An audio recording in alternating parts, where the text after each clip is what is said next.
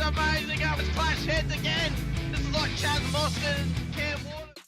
It's motorsport, but not as you know it. Test yourself and your everyday road car. Safe, affordable, but most of all, fun. And all you need is your daily driver. Experience the thrill of a sprint day. Race against the clock at a hill climb. Or test your reflexes with an auto test. It takes just 3 simple steps to get started. Get on the start line. Search Motorsport Australia Daily Driver today. Fishies in a row. They're here to make a point and to do Eddie proud. They fan out in the background as they come down to turn 1 for the first time. It all looks pretty good, 2 by 2. We'll stop the camera here. Oh, Eddie would be proud, mate. That was awesome run around turn 1. But, oi! Contact with the fishies! He's made it through. It doesn't look like Angus has made it, but Thomas Freeman's made it through, and Angus is going to suffer the crowd coming through there to be able to turn his car around. Woo. I love riding. It's a real social thing. There's a great bond between riders. Every weekend, I look forward to getting out there. It's a freedom like no other. Riding to work is a great way to start the day. Shannons insure all types of road bikes, not just classics. They offer features riders really want. It's why they're one of Australia's leading motorcycle insurance providers. Whatever you ride, whatever you ride, Whatever you ride, ride with Shannons. Call 134646 for a quote. And they are off. It was a good start from Dylan DeBono. I think Phil Vella got a great start there in the background as well. You can see already cars going 5, 6 wide as they're trying to find any semblance of space. They come into T1. So far we've got 2, 3 wide as they snake down. It's Michael Conchar that's got around Dylan DeBono. A couple of cars going wide there. Was that a bit of contact in the back? Scott Pocock caught up in that, I think, there, buddy. But it's Michael Cuttajar's got past, so Dylan...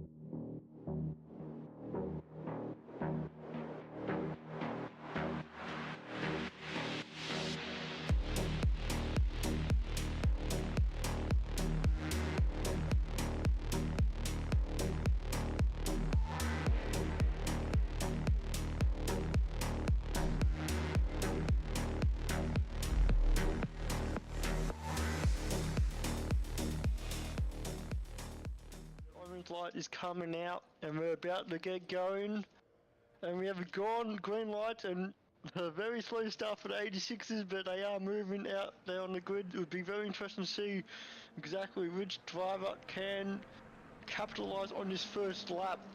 Just go through the grid. Look like Jamie Christensen had a really awesome start to get ahead of Dylan DeBono, and Doug Gowage also jumped his teammate as well, so unfortunately Dylan stalled the car a little bit more than what he preferred. But Weekend in, weekend out, Motorsport Australia officials are making waves. From waving flags, waving cars through pit lane, or responding to a wave for help. Wave hello to new lifelong friends. Who knows, you might just make waves around the world. Ride the first wave. Search Motorsport Australia officials today. Still great classes of car, and if you are able to, if you're coming up the ranks on iRacing through the licenses, it's a fantastic sort of laneway into prototype driving, going from that GT3 up through the prototype classes. As the safety car pulls in and we get ready to go green as we come up towards the line.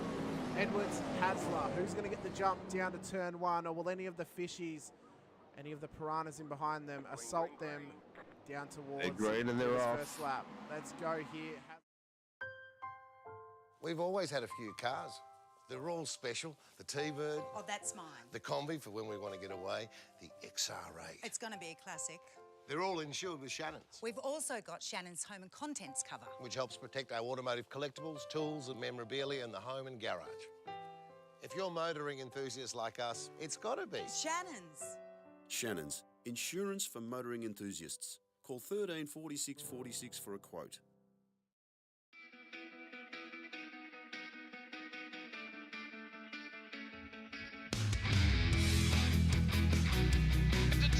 This is amazing. Let's clash heads again. This is like Chaz Mostert and Cam Waters. Almost the same situation. Better contact going down the hill. Sam Noble wants to sniff on Dave Coleman now. Sam Noble bottle right now because tell you what, Bruce Tanek and Jamie Dyson just absolutely drove away from us. Hayden trying to go around the outside. This is where he could have just sent it up the inside, but he hasn't committed, which is fair enough. It's very scary out there, ladies and gentlemen. Let's see if we get the move on.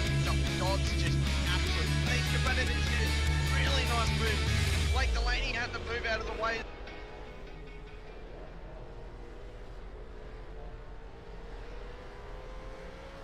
Good evening, good morning, good afternoon, wherever you're watching from, ladies and gentlemen, and welcome back to Sim Racing World TV. And welcome back to the Warren & Brown Tools V8 Supercars series here on Tuesday nights, where we enter a brand new track for Supercars action at Autodromo Internacional do Algarve, also known as Portimao. We've been here previously this season. Of course, we came here for round one of the F3s, and then for IMSA as well. Of course, I'm your commentator, Hamish Munro. I will be joined tonight by Steve Sinkovic fairly soon, but we are trying to figure out some stuff in the background, so he'll be with me in the booth very shortly. But for right now, you've just got me as it currently stands. James Farrelly already in the chat. Let's go, Billy the Bison. There's already some love out there for some of our drivers. Get into the chat here tonight. Let us know what you think of this circuit, what you think of the track and car combination, as well as show your love for those drivers out on track as we get into qualifying now. So we got quite a nice little spread of drivers out there tonight. It's going to be a great night of racing here at Portimao, and a great test for these drivers as well. We've already went through at length when we've been here for F3s and for IMSA how good this track is and how much of a hidden gem it is in terms of race circuits, especially in Europe. It is a true test. You already saw how much it tested the drivers out in F3s and IMSA by the changes of undulation and how much it can unweight the car and force them to have spins around parts of this track. It's going to be a proper test here tonight for these supercars. But we're going to get into qualifying now. We're going to see who's going to be able to have the gift of the gab and be able to control their throttle inputs as best as possible as they tackle the Grand Prix layout of Portimao circuit here tonight. So get ready, get settled. It's going to be a long one. I've got Sinker in my ear. He's asking if I can hear him. I can hear you, Sinker. You right to go? Ready? I've been waiting. All right, I've cool. been ready. So Sinker's back, and he's ready to have a chat at the moment. Do you want me to share my screen for you, Sinker, so at least you have something? That would be sensational, mate. I don't know if this is such an amazing track that you make it out to be. Obviously, you've got a bit of a passion for it, but it's okay. It's not okay. It's incredible. It is sensational. I wouldn't swap me dessert for it. You know, it's like it's all right. You know, but it is. We don't need this undermining comments from a man who likes to spin at every single corner. No, this circuit here, it offers such a challenge though. It is incredibly challenging in terms of how drivers need to be able to control their car through these corners and be able to handle the undulation changes throughout the track as well. So it challenged drivers in F3s and in IMSA up really at the changes. It comes up across the top of the hill through the fast-paced corners, underweights the car then spins around and they've got nowhere to go. It's going to test the supercars, obviously. They break traction easily, Sinker. So it's really going to test them. It's going to be a track that I think could make or break some drivers' seasons, knowing that we have got a drop round in place, but if they've already had to take a drop round previously or they need one later in the season, then they're going to want to hope to try and master this circuit as quickly as possible and get the most out of their race here tonight as well. Yeah, it is. It's going to be tricky. It's definitely going to be tricky. It's one of those tracks that's going to be a lot of challenges. You need to get your tyres into temp and then hopefully don't overheat them and keep going for it. But that's what it is. Oh, look, my little brother's calling me. You go take that call and we'll get back with you very shortly. Well, as we can see, Dylan Gray, he leads the pack at the moment throughout qualifying. We have got Harry Dodds and Zoe Cooper and Laura Anderson in the chat as well, giving out some love but also some advice. Harry saying all about tyre management this circuit. It's like Suzuka. It is, and I think it comes down to those undulation changes and the tarmac changes as well. And it is a real tyre killer because it is all fast-paced stuff around here, and the tyres are under load, the car's under load. It is going to be a challenge, but that's what makes it great, I do think. Zoe Cooper, let's go Sean Vandermeulen 451, and then also Laura Anderson, good luck, SRW, awesome, foursome 2, Sinker. But Dylan Gray looks to lead them across the line to start or to finish his first lap and maybe set the pace nice and early for us. Could be interesting. Could be interesting. Harry's probably watching this so he can study the track, mate, so he can see what's going to happen in the qualies, what's going to happen in the race, what pit's going to go. So, Harry, you're going to be watching this and then planning the strategies based around this game, around this race? I would hope so. I mean, of course, normal round action here tonight for them, meaning that it's going to be a 60-minute race. Qualifying they'll be able to finish their laps at least if they've started them before the 15 minutes is up. It's not like a sprint round. But coming off the back of an enduro, it's going to be quite an interesting challenge for the drivers to get back into the mindset of regular round action. We haven't had a regular round yet this season for the supercars, so it's going to be interesting to see how they go for an hour. Do you think maybe we're going to see some safety cars here tonight, Singer? I personally do, just based on how we went with both F3s and IMSA around here and how a whole heap of chaos can completely change the game in the terms of the race format. Yeah, look, it's a wide track, but yes, I still believe it will have a safety car because if you have a look at this track, you can literally fit 4, 5, 6 cars wide at some sections of it, and it's just really the corner pinches that will cause like the tapering off. But everything else seems to be pretty wide in space. So you've got a lot of runoff room as well. So if you're a boy that's going to be looking out for an escape route, I would always stay on the first lap on the outside. That's what I usually try to do, and avoid contact. Talking to someone who in the F3 has got the most passes in history in SRW, unfortunately. Also the one with the least amount of wins. None. But most amount of races, most amount of passes, that's purely because when I do stuff in the back, I always go wide. Around the outside edge of this, something happens right where he is right now, where good old, is that Mr. Burridge. Just there? Mr. Burridge. Yeah, that's Burridge, is it? Burridge, where Burridge is there, coming around that corner. Any of these corners have got good space here tonight, so it'd be a good way to get around the carnage. Yeah, I think it's all going to be a bit of a race of attrition, similar to how it was on Sunday night for the pros and pro-ams out at Red Bull Ring, just trying to survive some of those little pinch moments that happened, but also trying to control yourself, we already saw a car blow an engine at Red Bull with Cowie Sunday night, so it's going to be fast-paced, going to be some really, really good action on hand, but it is also going to be the longest we get to go racing for a single race around this track, since previously this season we did a sprint race in F3 and we did a regular IMSA race, which is only 45 minutes. So we're going to be able to get to see cars go racing for an hour at full length, with or without safety cars, we don't know. It's going to be a great preview to maybe how this track's going to evolve and how drivers are going to evolve around it as they get more used to it, the more times we run it in future seasons. As John Gallen, fresh Pro-Am in the series now. He has been upgraded since he raced on Sunday night, so I do have to change his class. He's no longer an amateur. He is now a Pro-Am. He's already setting some pace. He did, yes, because he was allowed to race on Sunday, so that's good enough for me to put him into Pro-Am on Tuesday. Yep, definitely. The boys are already in the 146.4, so Matty Parker is continuing his form from last week with a top 3 on the podiums with a 146.400 his last lap, so he set the laps nicely. Next is 2 tenths away is Peter Pav. But Peter Pav up there, I'd like to see him fighting for a podium tonight. I haven't seen him do that for a little while yet. Jamie Davis, team SRW, sitting there nice and pretty. Steve Martin, the 46.7. Scotty Weston, the 46.8. And then they go down to 47s, and it's the first of the amateurs with Brett Taylor leading the way.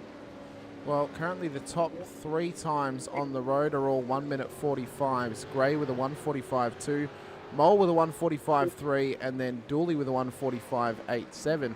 But John Gallen has just matched it. It would go down, though, to the actual hundredths here. So Dooley's actually done an 8.69. Gallen's done an 8.71. So barely anything in it between those two at the moment. It would help if I scrolled that page now, though. It probably would. It probably would help you on that front. But no, obviously, second sector purple. He's come off a nice green first sector, so he's doing really well. Comes across the line. Is it good enough for pole? He had a bit of a toe, it seems.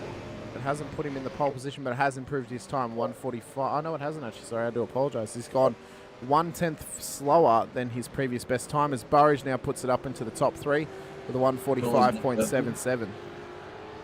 Billy's got an orange and a purple for the second sector, so maybe you can bring it back a little bit. He's currently sitting in 4th place, so move his way up a little bit on that top 10. Billy's got on the first row, away from the second row. People that are out there watching, please like and subscribe. Say hello, tell us who you want to see out there tonight. Dooley goes Always asking to log in as we see them. He goes P3 with the one. He goes P3 with a 1:45.71, just pipping Burridge's previous time by 600ths of a second. As Matty Parker looks to line up for another lap on the next time. Oh no, there's Parker there. There must be another one of those Nova Sim Sports cars out there, because I saw one as Dooley came past. There it goes. Matty's in the he's in the Mustang tonight. I was about to say Falcon. He's in the Mustang tonight. Very interesting. So who's in that other PER car? Oh, no, other PER. Nova Sim Sports car. My brain's gone. Someone else is out there in a Nova Sim Sports car. It's Billy Mole. But I don't think he actually races for them. I might have to double check that paint's actually set right. Because have we had an update if Billy Mole's actually changed teams to Nova Sim Sports? Or? No, I've heard nothing about that. Okay, well, I'll update me trading paints. Maybe there's a bit of a glitch in the system. We'll see if we can fix that. Maybe he's genuinely moved teams. He's in the race suit. Billy's in the race suit. So, maybe there's someone out there who knows. Has Billy Mole changed teams? Maybe James Farrelly can tell us if he's changed. Very interesting here if this has actually happened. And Mick Clifton out there, giving his love for a couple of fellow vets in Rushworth and Gallen. It's good to see when we can get multitude of leagues and entrance into other leagues getting involved across the space of Australian supercars sim racing, whether you're from Pro Series, Scops, Vets, OSR Devs or East Coast and coming into SRW. It's great to have a nice spread, but also to see some familiar faces in other leagues, or if you're used to other leagues and you're seeing them in here, then sometimes it's just it's a nice feeling. You get to see different drivers race different people that you may not get to see anywhere else if they don't cross over in any other league. No, it's good to see. I do check out to see how our drivers go in other leagues. I'm looking at the scoreboards and ladders and stuff like that, so I make sure that boys are doing well and pick them up and give them a pat on the back when I speak to them. So it's always good to see them doing really well. It's always interesting to see how the boys are going to Logitech with the boys that race with us and also in the Scops. Does that mean you come and watch my broadcast on Saturday nights, Sinker? Nope. He has changed teams, Sinker. He kept it secret from his fans, apparently. Wow, well that's big news. Yeah. Well, I mean, he's looking on pace to get a podium. We'll be able to have a chat to him about it tonight, if he can stay there under racing conditions. Currently, as we stand, though, with only 3 minutes to go in qualifying, it is Dylan Gray to Billy Mulder, Troy Dooley. That's the top three. And then Chris Burridge, John Gallen make up the top five. Then it's Parker Fitzpatrick, who is the first-placed amateur at the moment, P7 on the road. Then Pavlovic, Davis, and Martin make up the top 10 with Weston, Taylor, Daly, Vandermeulen, Hughes, Rushworth, Noble, Anderson, Vanderkran, Josh King, who's now joined the session, as well as Cowie. But Cowie, of course, has a rear of grid penalty for not making it home on fuel last time out at Red Bull Ring. Yes, that's correct. Oh, actually, no, sorry, no, it was from Sonoma, and they didn't give it to him at Red Bull. So it's been offset. Up by race control for the rear of grid, so it was mentioned in a ticket during the week, so the boys have taken it across to this week. 20 people watching. Sweet, well done, all you viewers out there. Please like and subscribe. Say good day, go Steph, to see Steph's out there tonight again. We're waiting for her to get into the session, so we're still trying to get in. Blake Fitzpatrick, though, Blake looks to be the fastest car on track at the moment. He's gone fastest in the first sector. Wants to try and continue this round into the second and maybe move on up into pole position here. We've already seen him have some strong performances in the amateur class previously, though he doesn't go any better in the second. What was that? Billy's on a second section. He is. So he could be pushing for a little bit higher up there. We'll see what he does through the final couple of corners. It's such a wild ride here through the final corner It's a slight uphill. You then hit apex. You can see the car get light sinkers that came up over the hill and then trying to get it planted and darted down the hill, trying to get it turned right. Can be such a struggle in such heavy machinery like the Supercar. He crosses the line, goes 145.49.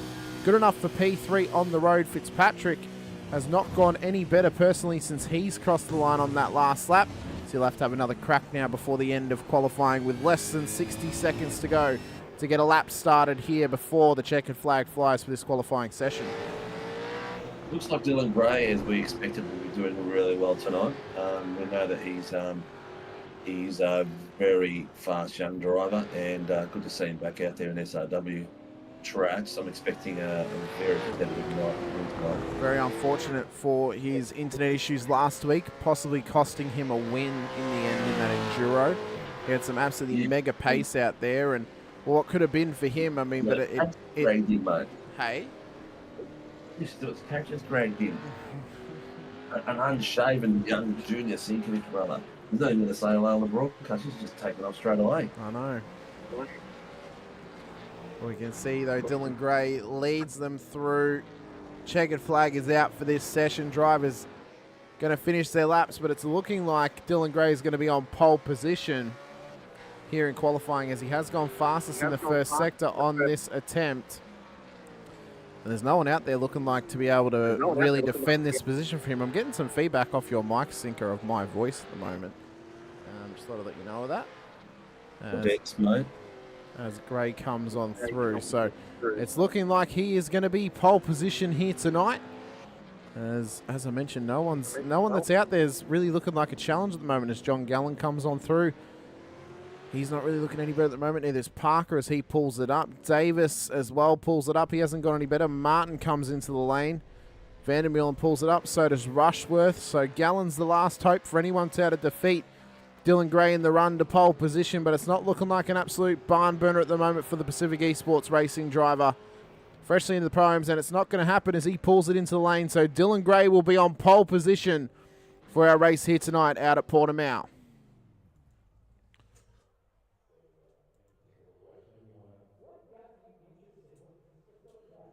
Well, we're not surprised Dylan doing that because we know he's a fast dude. We just mentioned that like a couple of seconds ago. So very impressed.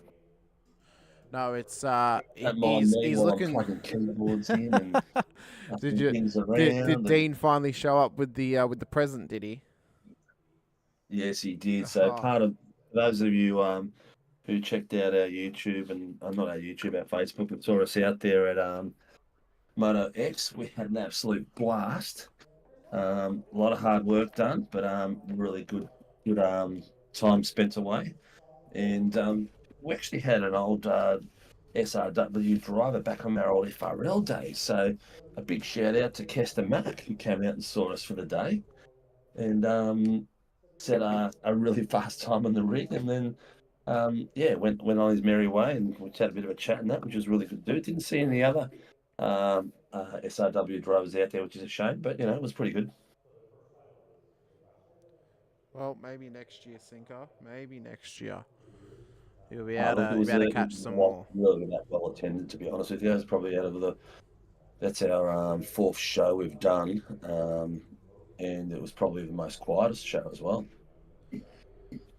Well, maybe it's just one of those things that happen. Hopefully the next one's going to be even better and bigger. And hopefully there'll be a couple more of us there, not just Dean and Steven hanging out. We don't know yet, though. Conversations obviously will be had for that front. But let's bring up our starting grid for tonight's race. Here out at Autodromo Internacional do Algarve. It'll be Dylan Gray on pole position for SLM Motorsport ahead of Billy Moe alongside the fresh Nova Sim Sports driver. Starts on P2 for debut for his new team. Troy Dooley, John Gallen will then make up the second row of the grid ahead of Chris Burridge and Matty Parker. With Blake Fitzpatrick 7th on the road for Pacific Esports Racing, but P1 for the amateurs. He'll start up alongside his teammate Peter Pavlovic out of P8. Jamie Davis and Stephen Martin will then make up the top 10 for four Pacific Esports cars, inside the 10. With Scotty Weston and Andrew Rushworth lining up in behind on the 6th row of the grid here tonight. As we then move down to Brett Taylor and Sean Vandermeulen, they'll line up ahead of Travis Daly and Marty Hughes, with Mitch Noble and Brad Anderson lining up in behind. Adam Hughes, Greg Barber, our racing controllers here tonight alongside Tyson McAvoy.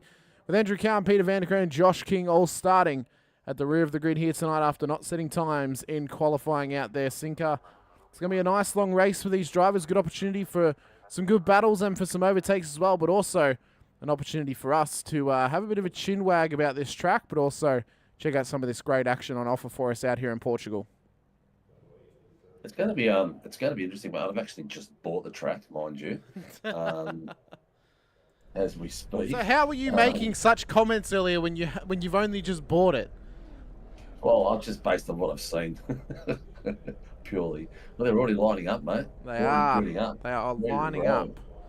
So just got to wait for the rest of the grid to get up on the grid. Billy Mole on pole. He's not on pole. He's on P2, but he's on the front row of the grid, James. So he will at least have a clean air ahead of him, apart from Dylan Gray, obviously, alongside, leading down in towards turn number 1. But we'll see if Mr. Gray can hold things together and maybe, just maybe, get ahead of Dylan before T1, but also stay ahead of Troy Dooley and John Gallen down in towards turn 1 as well.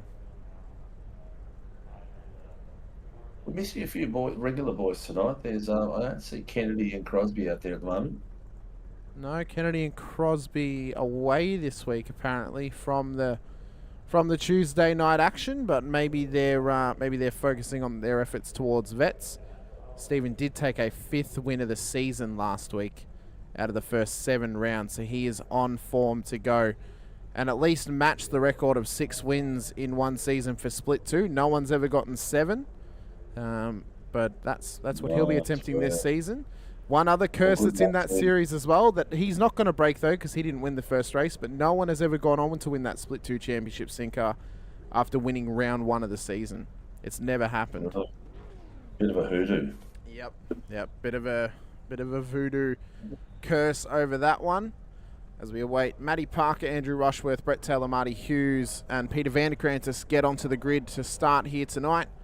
Hopefully they make the grid, especially Matty, who's starting on that 3rd row of the grid, of course. He doesn't want to miss this start, starting so high up the order, especially alongside Chris, who's a fast operator. We're waiting for someone to pop in.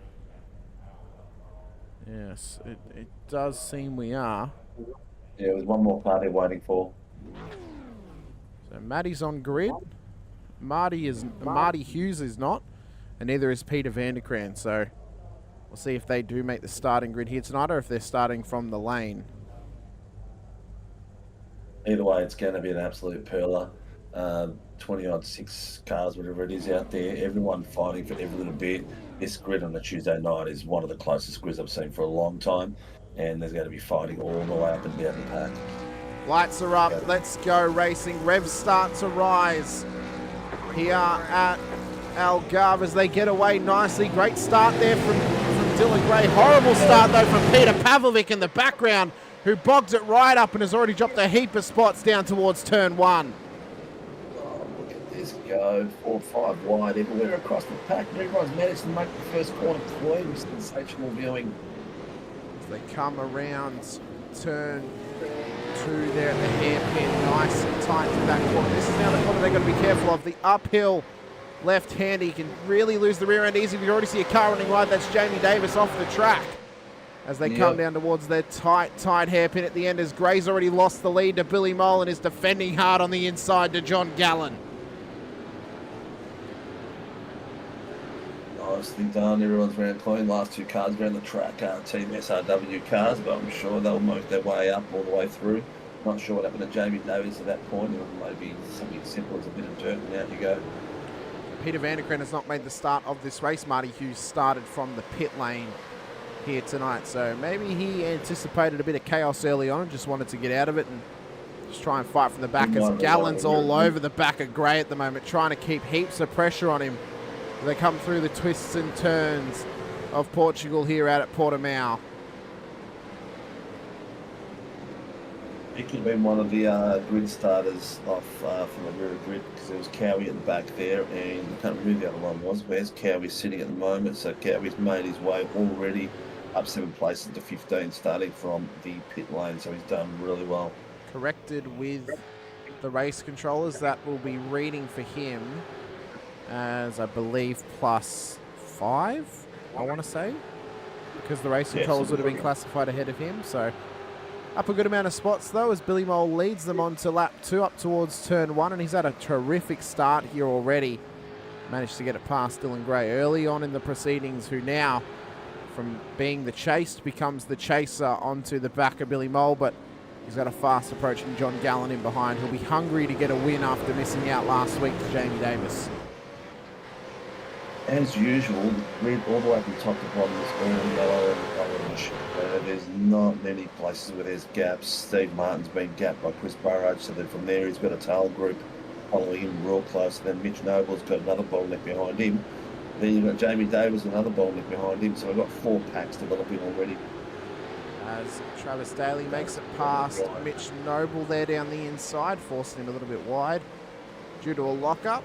It was good though. I mentioned to Race Control yesterday, Mitch has really improved his racecraft this season. He's definitely not getting into nearly as many bingles as what he did last season. It's good to see now. Let's just hope he can keep the consistency up and find some pace as well and become a true contender in this amateur championship for the Supercars.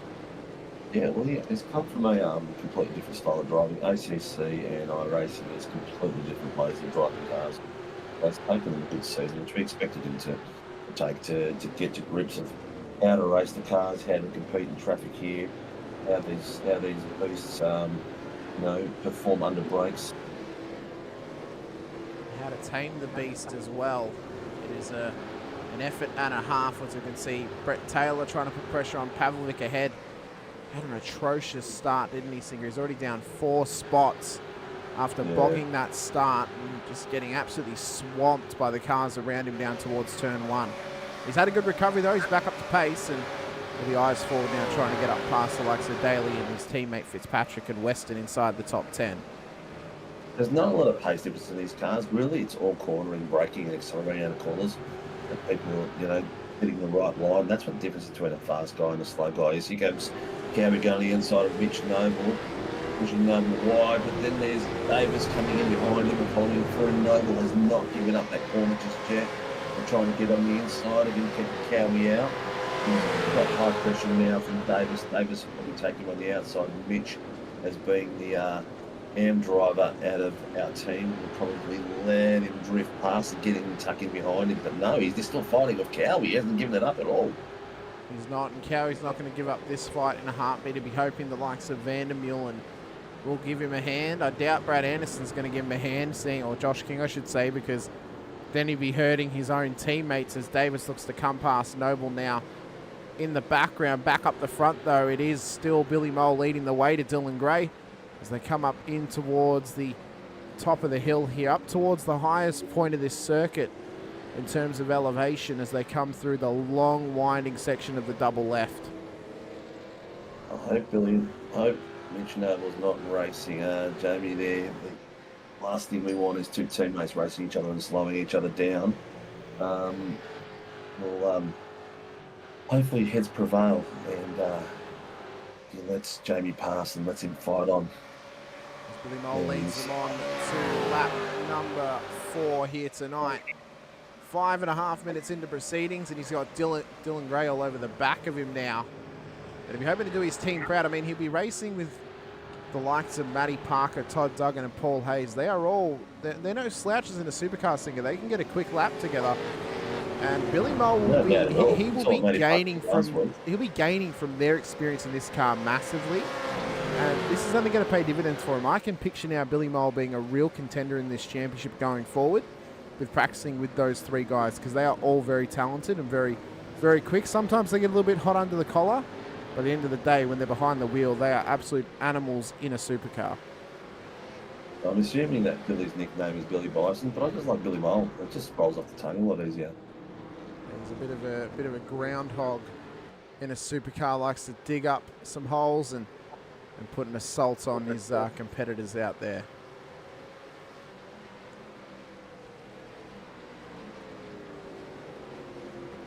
Oh, down the back of the field, we've got a big train behind Steve Martin. Steve Martin has got them all lining up behind him. They're all in 210s, 710s, 810s, 710s, 410s, 410s, all the way down to Brett Taylor with 14. So we've got 7 cars just back to back following each other all the way through.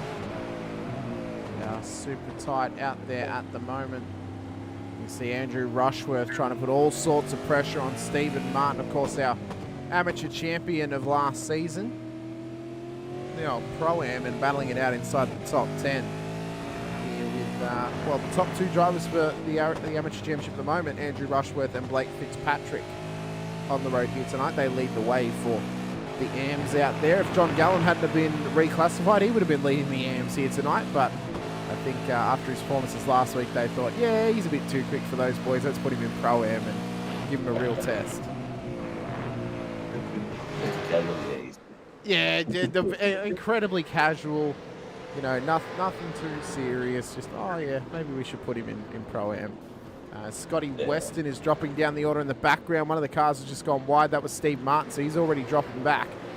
As Weston's now come under the pump from Taylor and Cowan, who's now gotten past him. As Rushworth's also spun it round at the top of the hill. We said this would test the driver's sinker, and it's already claimed its first victim in Andrew Rushworth. That is heavy damage all over that Apex Esports League Commodore.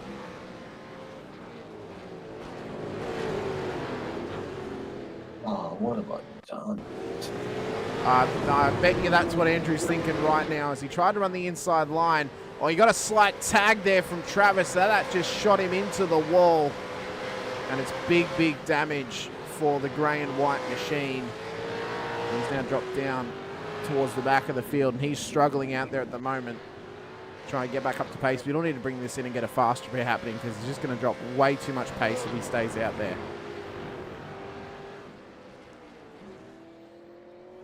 Burridge now all on his lonesome. He's got Blake Fitzpatrick leading a little battle in behind with Travis Daly, but we may see a penalty coming Trav's way if that's getting looked at by Race Control. We're unsure though. That'll be their call, of course.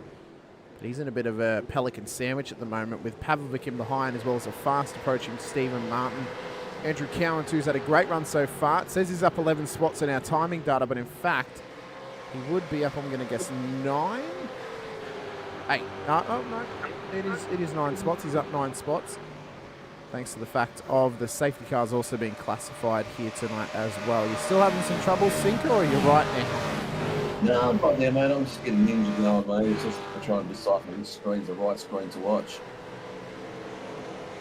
Well, we'll see if that stuff gets sorted. Brett Taylor, P2 on the road at the moment for amateurs. P13 overall. Got a fellow vet in Scotty Weston in behind him, and Jamie Davis, who's been quite a hungry competitor in this series, but he's not up to pace at the moment here tonight. He seems to be struggling at the new track, as Andrew Cowan looks to go down the inside of Stephen Martin up ahead, who's been dropping pace early.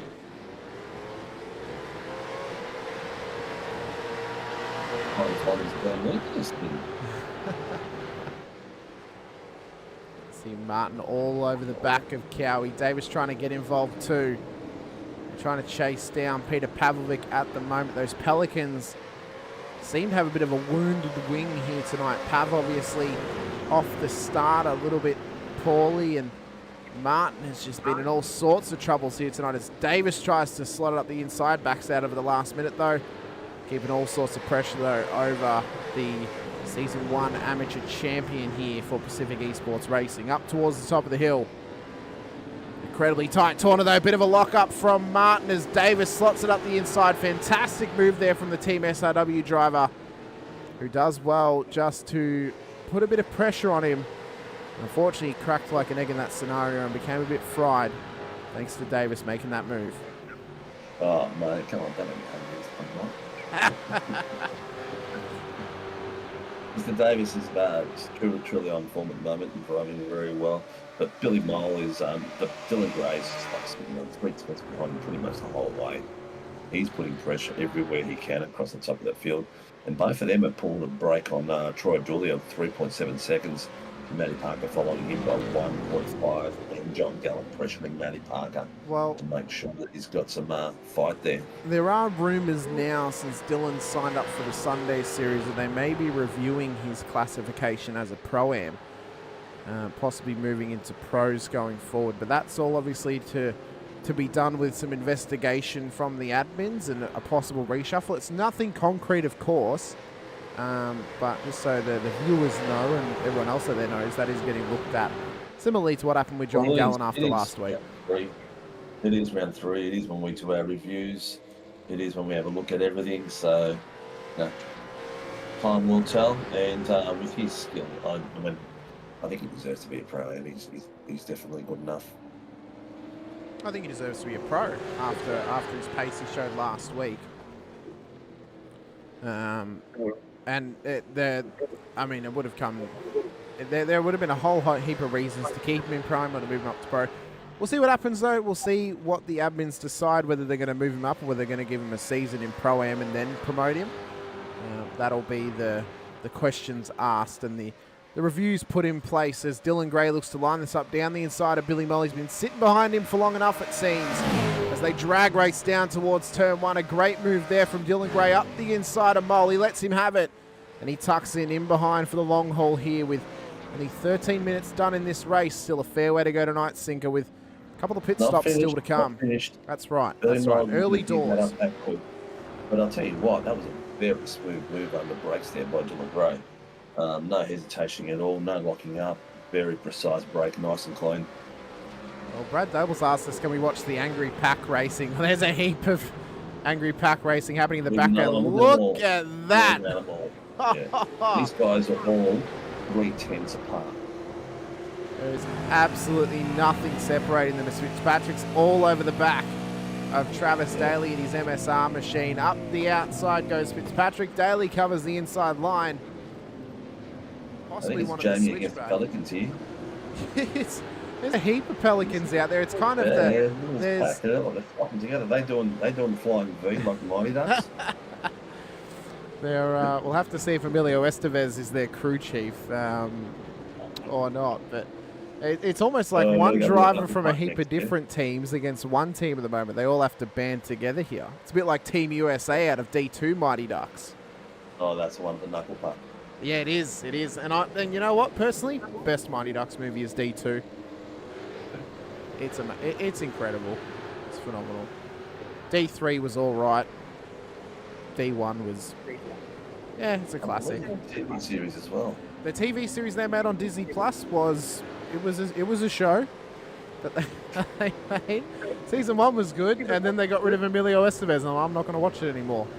I'm sorry, I don't want to see Josh Duhamel do ice skating stuff with kids for ice hockey. So here, mate, this is going from what we're watching right now is going from 7th place all the way down to 15th with Sean Van Mill and the last guy in this battle pack here, and it is crazy. And then the boys behind them are slowly catching up as well. And he is trying to stick with him here, as you can see Scotty Weston up ahead, trying to poke the nose at Brett Taylor. Backs out of it though at the last minute as they'll try and hang on to the train at hand. But this sort of train, Sinkers, Fitzpatrick and Davis are getting into it now. This sort of train is what leads to safety cars, this close, tight racing. It's a bit like being on the Monash at peak hour. You don't know who's going to jump and you don't know who's going to make a mistake, and all of a sudden you're stuck there for 2 hours in stop-start traffic. Yeah, not a pretty thing, but look at this. This is just some sensational driving here. Do apologise, Brad. It's not Brad Noble, it's Brad Daly, Trav's dad. Just do apologise for that one there, Brad. Thank you for letting me know, though, so we know for future, as the young fella leads the way for this pack.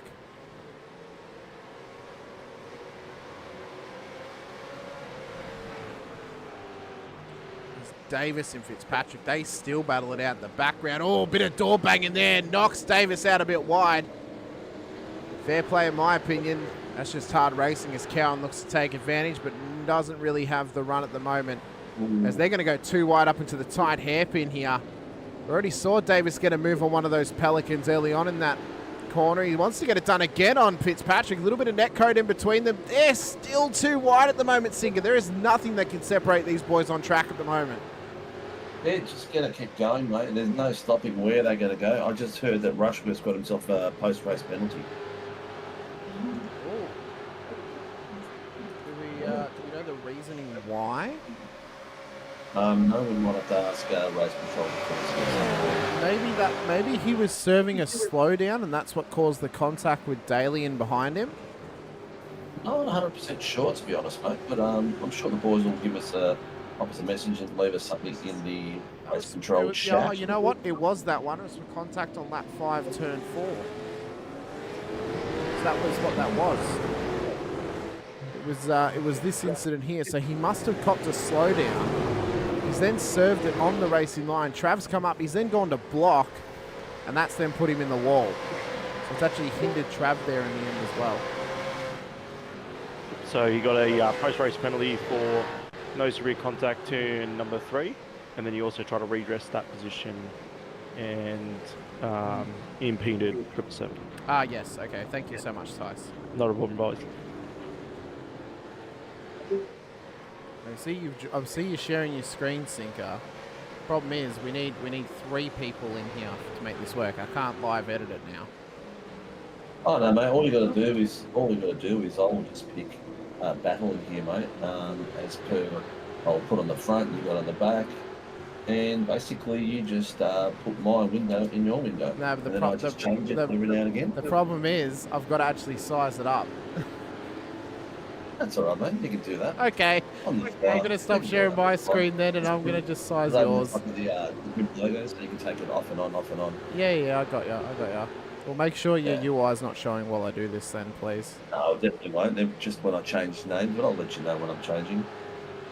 Cool. Even though I've just lost the main stream.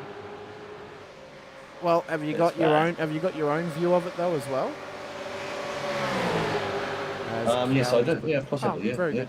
That's all right then. Yeah, I've got a separate computer, mate, so it's all good. I'm just going to watch your beautiful show, Hamish, and you'll give it to me. Very good. And then from there, you can just add mine bit in here and there. Very good. So We will do that. All right. I'll share mine up again, and we'll keep this going. What we're doing, viewers, is we're doing a review camera and camera like we did on Thursday night, so we can show up and down the field. At the moment, my camera is aimed at the leaders, and Hamish is switching it around, so we get a bit of box in box. So that way, you get to see all the action up and down the field wherever we go. Oh, you can do it that way as well, Hamish. We just did a box on top of the box the other night because that might be a bit easier, because otherwise the ladder gets a bit small. No, the ladder's the same size. It doesn't actually change. Okay. Yeah, it's implemented over. I'm just adjusting. So to go behind the curtain a little bit here, I'm just adjusting the sizing of Sinker's screen at the moment. I know we're doing this live at the moment, but stuff happens. Oh, no, that's the wrong one. Good way to show you guys a bit of action left, right, and centre.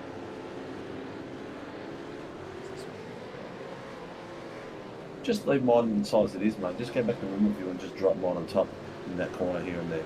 That way I can change it like this. I can't change your eyes. It's going to have to stay that size. I'm going to have to move it over. It's okay. We got this sorted. There we go. Bang. Beautiful. Now we've got the battle up the front, as well as our current battle on hand with Blake Fitzpatrick and Jamie Davis and Peter Pavlik. They've all started to spread out though a little bit here, Sinker, as they battle on down towards turn 1.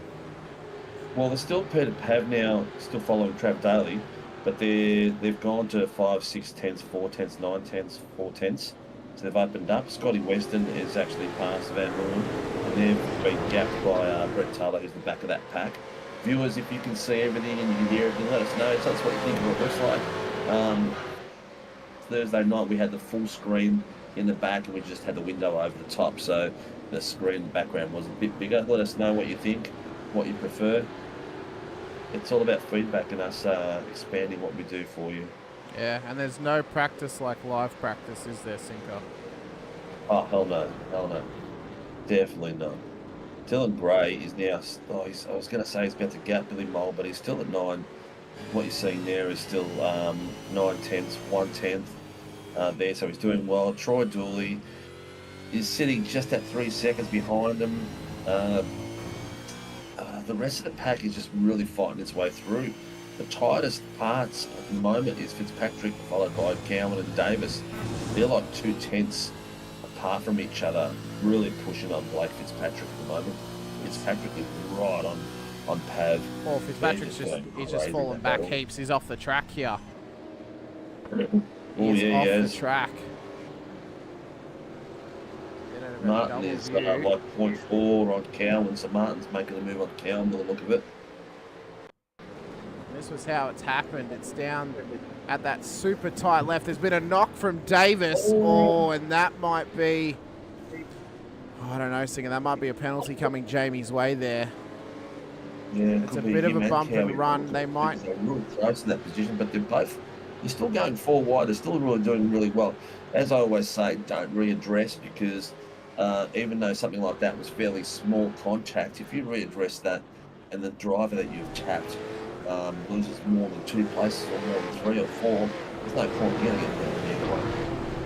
We really only recommend, if you want to redress, it's usually if you bump and run someone. So if you knock them, say, into the grass here, but they keep going, but you get past them, that's then when you would redress, but not when you've turned them like that. It is better. He has redressed the position, but it is better just to keep going and then just see what happens, because otherwise we can get a whole bottleneck. And there's been incidents that have happened, namely last week in this series, where it just caused an absolute schmozzle and another driver gets involved. He did. He has readdressed. We'll see though if he still cops anything. He's going to let it drive for either way, because I think out of that contact, how many positions Martin lose? Was it Martin? Well, it was Blake. It was Blake. So he's lost out to Cowie, to Martin, and to Taylor. So he's lost about 3 spots, maybe even 4. Yeah, Davis should have readdressed that. He's going to get a drive for either way. He's going to be kicking himself. He just needs to keep looking on the on and up. Back at the front now, we can see Billy Mole trying to chase down Dylan Gray at the moment at the front of the field, as he continues to lead this race. He has started to spread his wings a little bit here. 1.6 seconds is now the gap back to Billy Mole at the front of the field here, top 2. Now that Dylan Gray's been released, he's been allowed to break away, but Billy might be just trying to save some fuel here, Sinker, because he knows that he's probably going to need 2 stops to get home. So he's probably not too sad about Dylan breaking away now. He's thinking about his own race, thinking about the fuel saving. And he might try and get him back here in the pit stops. Possibly. He's there's going to be some strategy involved. We're talking about an hour race. So, yeah, definitely. I'm just watching the other screen. The boys are fighting around the back still with Blake Fitzpatrick has got a tail. Jamie Davis and Brett Taylor. Those boys there have got a battle and a half going on their own in the background. Just, I like the chrome look on the GMK. The GMK, the initials? Yeah, the GMK logistics car of East West Racing. I do like the chrome on it. I did prefer the white car because it stood out a lot more on the grid. But I'm not mad at I'm not mad at the brushed chrome. It is a nice look. Yeah, on I that actually car. tried to do the chrome behind Jamie's, but I ran out of patience and time. I wanted the SRW cars to be all chromed, as you see it coming through, rather than the gloss. But I just lost patience. I think it actually looks better the way that it is. I don't particularly like when people use chrome or brushed as a main thing. I think the upside to the GMK logistics car is it has the blue and the orange to break it up a bit more. It's like it's not full chrome. I like when chrome is used as like an accent on a car, you know, where there's little bits of chrome all over it. Just pops in there, especially when there's a nice lit up track. It looks really, really cool. But yeah, too much chrome for me is not so fun. But some of the other battles we got on hand as well. Matty Parker trying to chase down John Gallagher. So somehow we've managed to get 2 Pacific Esports cars on track, but on screen, but on separate parts of the track. Well, we're waiting for the first pit stop at the moment, because everyone's gapped at the moment, and generally that happens close to that pit stop. People are going slightly different strategies, fuel saving, everything like that. But you know what? The chat's gone quiet. Come on, people. Let us know if you want to see a particular driver out there. We've got plenty of people out there watching. Let's go out there. And Hamish, we've got I think we've got something like 50 or 60. No, we were at 110 subscribers, and we've got something like 100 and something subscribers over the weekend. So sensational work out there for people who subscribe. Thank you very much. We always try to do better, obviously, provide you with the best content possible, but also just trying to get the feedback, of course, trying to get it all lined up with how we want to be able to brand and sell the races that we've got as well, and just trying to do better and produce as best we can as well, but also show off the great racing we have on offer week in and week out. Oh, it's unbelievable. What are we at? We're at lap... Lap 15, 26 and 3/4 minutes into proceedings. We're going to see him pit soon. There's going to be pitting soon, so it'll be interesting to see who's going to go first, top. The only guys that have really pitted, the guys that have had incidents at the moment, like Marty Hughes and Brett Taylor. Patrick there just ran it wide, just quickly sinker at the that tight point at the top of the hill. Nearly lost a spot there to Scotty Weston, who's now starting to encroach on the back of him. So we can see the outside of the cars as well as off the back of it as well. It's giving us a good show here at the moment for kind of battling the God on hand. But field is starting to spread out as we get into the pit stop period as well. Yeah, 100%. Parker's chasing down Gallen at the moment. He's been for 6/10 on the back of Gallen. And the other little fight that the only one that we've really got at the moment is Patrick and Weston. So I've got Patrick and Weston on one, Cameron Hughes and the other one is the other. Oh, no, you got the back of Patrick as well. Yeah, it was off the back of Fitzy. Yeah. So you can see these boys battling away slowly. It's going to happen. It's going to be pit stops coming up. 27, I think 2 more laps, and there's some of them will drop in, depending on how people are going with the fuel save strategies. Well, if they're able to make it to half an hour, we know it's a 1 stop. Because obviously that's the race cut in half. So they'll be trying to get it under 1. They don't want to try and force 2 as best they can here tonight. Of course, as Cowie and Hughes are in, so it's going to be a mega fuel save effort from both of them. We'll see if Cowie really pushes the bubble and tries to get it home on 1 stop and see if he runs out of fuel again with another rear of grid start. But well, he might have been saving fuel and then just tops it up to a certain level as well so that he can sprint it all the way home. But going in for an early pit might give him the opportunity for an undercut later on, which might be powerful here. I'm not sure about this track, how powerful the undercut's going to be. Well, at a lap time of 1:47 on average, I mean, we like to say that if it's 1:30 under, it's easier to get undercut done, obviously, because it's still a long pit lane travel and pit stop, and it's the shorter lap. When you're getting up to over 2 minutes, that's when it's very hard to get an undercut done on another driver, just based on how long you spend in the pits and stuff like that. Yeah. It's really difficult to tell when it's between 90 seconds and the 2 minutes. Very hard to tell. It really depends on the drivers. Brad Hayes saying, how's the race going so far? Race is going pretty good. It's all kind of settled down a little bit now, Brad. Everyone's getting into their pit stops at the moment, so the field's starting to kind of spread out a little bit here. We may get a safety car. We had some pretty feisty battles happening out there, so we'll see if that all comes to light and pushes for one. Yours said only got accepted into the league the other day. Could make tonight due as my uncle is in hospital, hoping to make next week for the first time. Well, very sorry to hear that he's in hospital, Brad. We hope good health and wealth to you and to your family and to him as well. Hopefully he can get onto the recovery mend and get out of hospital as soon as possible. And hopefully you can join us on track as soon as possible as well. All right, let's get these pits dropping. Come on, people. I'm getting eager to see what happens. Andrew Rushworth is out of the race as well. So we passed the halfway mark of the incident involving 688-92-216, lap 12. Is a racing incident. Yeah, so that will be lap 12. Blake Fitzpatrick. Yeah, I don't have one. That was the incident where Jamie Davis, Blake Fitzpatrick, and car 12. Who's that? Car 12. Oh, that's Billy Mole. So someone's mucking up the numbers for some reason on that report, I think. Yeah, well, it was that little pack that we saw. Oh no, I'm sorry. It wasn't car 12. It was car 216. 216 is Peter Pav. 686 is Blake Fitzpatrick, and 92 is yeah. So that'll be what that was. Yeah, correct. That's the incident we saw earlier on where Jamie readdressed. Yeah. So at least he gave up the position, but hasn't really done Blake much good, as he's actually now gotten back past him again. Now he's all over his teammate Peter Pavlovic here as we come through turn 3. Troy Dooley is pitted. He's taking the first. Yeah, he's taking the first pit out of those boys. So he's now behind all those boys that were following him earlier on. Let's see how he travels across. There's Josh King Davis. also brings it in as well. Yeah, Davis is all over the back of Pavlovich now. Oh, Tice has just confirmed redress doesn't count because it was a racing incident, so he redressed for no reason. Correct, that's what I said earlier. Yeah. I just would not readdress. It's pointless. Well, it hasn't really made a difference at Really this point, as he is back ahead of him anyway.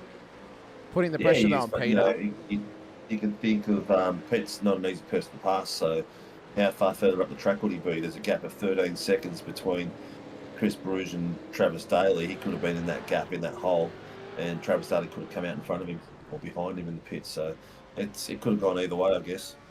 Billy Mole into Here the we go, pits Billy now. Mole's in. Billy Mole's in, yep. Let's see who's going to follow him in. Josh King's just coming in out of the pit as well. Down the back. Who's our AM leader? Fitzpatrick's our AM leader. Second, Mitch Noble. And third is Brett Taylor. Taylor again in the top three for the AMs. We're just going to see Mitch Noble as well, making his presence known in the top three of the AMs too. So that's pretty good. Billy Mole's in now as well. Let's see where he comes out to reference of Troy Dooley. Troy Dooley. So Troy's coming around the final corner. Mole's coming out of the pits now, so he's going to come out well ahead of the performance sim racing driver. Stephen Martin comes into the pits through a plume of smoke in the background there as Billy Mole comes out. Still provisional P2 on the road. Maybe he's just trying to slow it up right before the line, as he has now stopped in his pit bay just there. Dylan Gray still leads the way. Comes up to the top of the hill. We expect him to come into the pits fairly shortly for his one and only stop, it appears, here tonight, as we are now past the halfway point of proceedings. Lap 19, of course, 33 3/4 minutes throughout this one as Dylan Gray comes around the final corner. Will he come into the lane or will he go one more? He looks to be coming in, possibly. He's hugging the tight line. No, he stayed out. He's gone for another one. Going for another one. Oh, interesting. What about Gallen? What's he going to do? See what Mr. Gallen does in the background. As he comes around the final corner himself. Matty Parker alongside. Parker comes in from in behind Mr. Gallen. Gallen stays out for another lap. I think Parker there probably be going for that undercut strategy over John, as Chris Burridge also brings it in the background as well. Trav Daly, will he also come into the lane for MSR? He has he hasn't had a stop in. He hasn't come in to fix that car after the initial little contact. And then Parker's in there. It looks like he's there's 3 cars in there at the moment in the pits, all waiting to come out. Here we go. First one coming out is Steve Martin. Chris Bruges has gone in. Fitzpatrick, Pavlovic, Damien Davis has stayed out, so Damien Davis has got some fresh air now because Pavlovic's gone in. So that pit area is going a bit crazy in there. As Parker brings it out of the lane now ahead of them all. Is he going to that's come why I've got out my camera though on, so I'll ahead switch it across to one of of... the other boys. Will you switch me off the camera? We've still got it on Mr. Yep, Parker. here he He's just goes. come out. So he's out on the track now. He's come out there behind Troy Dooley and Billy Mole, so he hasn't jumped them in the stop. You've got your driving line on, Sinker. Yes, I do. We can see it. As Mr. Parker continues on now out of his pit stop as Dylan Gray comes around the final corner. We expect him to come in fairly shortly. I don't think he's going to be able to manage to go too much longer. He can't. He brings it into the lane, and I reckon he's going to be followed by John Gallen in just a moment's time as well. Chuck it on Mr. Gray. Gray in the pits coming now. So he's coming in the pits now, lights are flashing. The boys are coming around. Gallen has on track past him at the moment, but he is still yet to pit. We've still got yet to pit Jamie Davis, Travis Daly and John Gallen. Rusty Gander says, what a week Gallen's having. Yes, he had a fantastic week last week and it's continuing this week, but look at it. He looks to be on form as Trav Daly brings it into the lane. Billy Mole's going to come around the final corner. I don't think he was close enough, though, when Dylan brought it into the pits for him to take any advantage of it. Round onto the main straight now he comes. Dylan Gray drops, and he's going to be well ahead of Billy Mole at the front of the field now. As he comes out of lane, and Billy Mole comes on through. As Dylan comes through turn 1, and Billy Mole continues on in provisional P2 on the road at the moment. All right, so the lead one is Dylan Gray, and he's got 3 seconds on Billy Mole there. Great work there by Dylan. Dylan's physical stop itself was only 27.4. Let me just go back, 21.52, while Billy Mole's was 24.3. That's for the actual pit itself. So just in that, if he could have got his pit time lower, Billy Mole would have come out a lot closer to Dylan Gray, probably with a bit more bite in his step. And we got left to pit. We've got left to pit the top two, John Gallen and Jamie Davis. Davis's last lap was a 1:49.00. Gallen's last lap was a 1:47.6. So he's really pushing. Gallen's in. Okay, Gallen's got himself in. He is on a strategy that hopefully he's thinking to himself that it could work. Got him on camera coming into the pits now, just passing that sexy Porsche we have as a safety car. That's a BMW, actually. Sorry, it is BMW. As Davis comes around, we expect him to come in as well. At the moment in the pits, he is up on the blocks. And let's see where the boys are coming across. As Dylan Gray comes down and past. But Billy Mole, where's he? He's going to come past John as well, who's still not dropped off the jacks. Troy Dilley's also coming past Matty Parker. Is he going to get past John Gallen as well? This is one we were thinking of, the undercut possibilities. Parker's coming at an absolute rate of knots. That's all we want this one. And Gallen has made it out in behind Matty Parker, so the undercut has worked to perfection for Matty Parker of Nova Sim Sports. He now finds himself in the top 4 on the road. Yep, here comes Jamie now. Jamie was in there for a fair while. How long was he in there for? No, not much. With him and Gallen was in there for 23.35, and Jamie was in there for a 21.7. So he needed less fuel by the look of it. Probably saved a little bit more, but they're back on track fighting away. As Dylan Gray still leads the way here, 4.1 seconds. The gap back to Billy Mole out of P2 on the road at the moment. This is now looking like Dylan's race to lose at this point. Hopefully the internet can hold together. It's held together better tonight than it did last week. And he has made it further through proceedings than he did at Red Bull. Absolutely. Oh, I was too. Got a battle pack on there for you at the moment of Brett Taylor and Scotty Weston and Fitzpatrick. Looks like Taylor's going to have a crack on the outside. He's still pushing it. Oh, 2x2, and Scotty Weston just waiting behind, takes the crumbs. He's made it through nice and clean. He's in some epic form, isn't he, at the moment? He is the lead am now, so that was actually a pass for position. Brett Taylor is now moving to first place on the Ams in front of Blake Fitzpatrick. So Mitch Noble still sitting in third place, comfortably sitting in first place because his teammate Josh Hickey is behind him in fourth place, 8 seconds behind.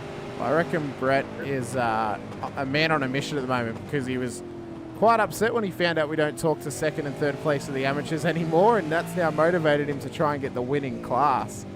I reckon to come and have a talk to us because he was not a happy Tasmanian last week when he found that out, but he's got heaps of pressure from in behind by Blake Fitzpatrick, who tries to make his way through down the inside, gets it done on Brett Taylor, who now has Scotty Weston all over the back of him though, as Taylor now tries to drag him down towards turn number 1. Is Weston going to jump into that hole? Oh, he could quite easily. Martin's closed the door. He's gone to the middle line. As Weston pops it up the inside of Taylor. Yeah, he's lost himself 3 spots then. Why is it that Scott Weston is always involved for the battles of the amateur wins, but he's not an amateur? Maybe he needs to drop into the amateur. Maybe, to give him a chance to win more often. Yeah. I think that's where his title fight is, Scotty Weston. He should be fighting for a title fight for an amateur position. Adam Hughes asked Adam if Hughes, is that Sinker? Yes, it is, mate. I do Tuesday nights, Thursday nights and Sunday nights, mate. So shows my potentially good pay, mate.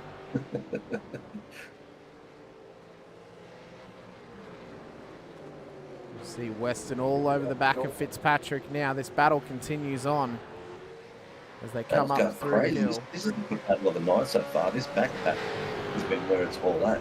You know, Dylan Bray's not gapped it already. I believe mile 4.2 seconds from coming out there. His last lap was a 1:47.016. Actually, not far off. Last lap for Billy Bold, 1:46.9. Is anyone really setting up the laps down there? How's my boy doing? 1:46.6 his best moment. So I expect the battle packs to start forming a bit more, like we are seeing here with this battle pack.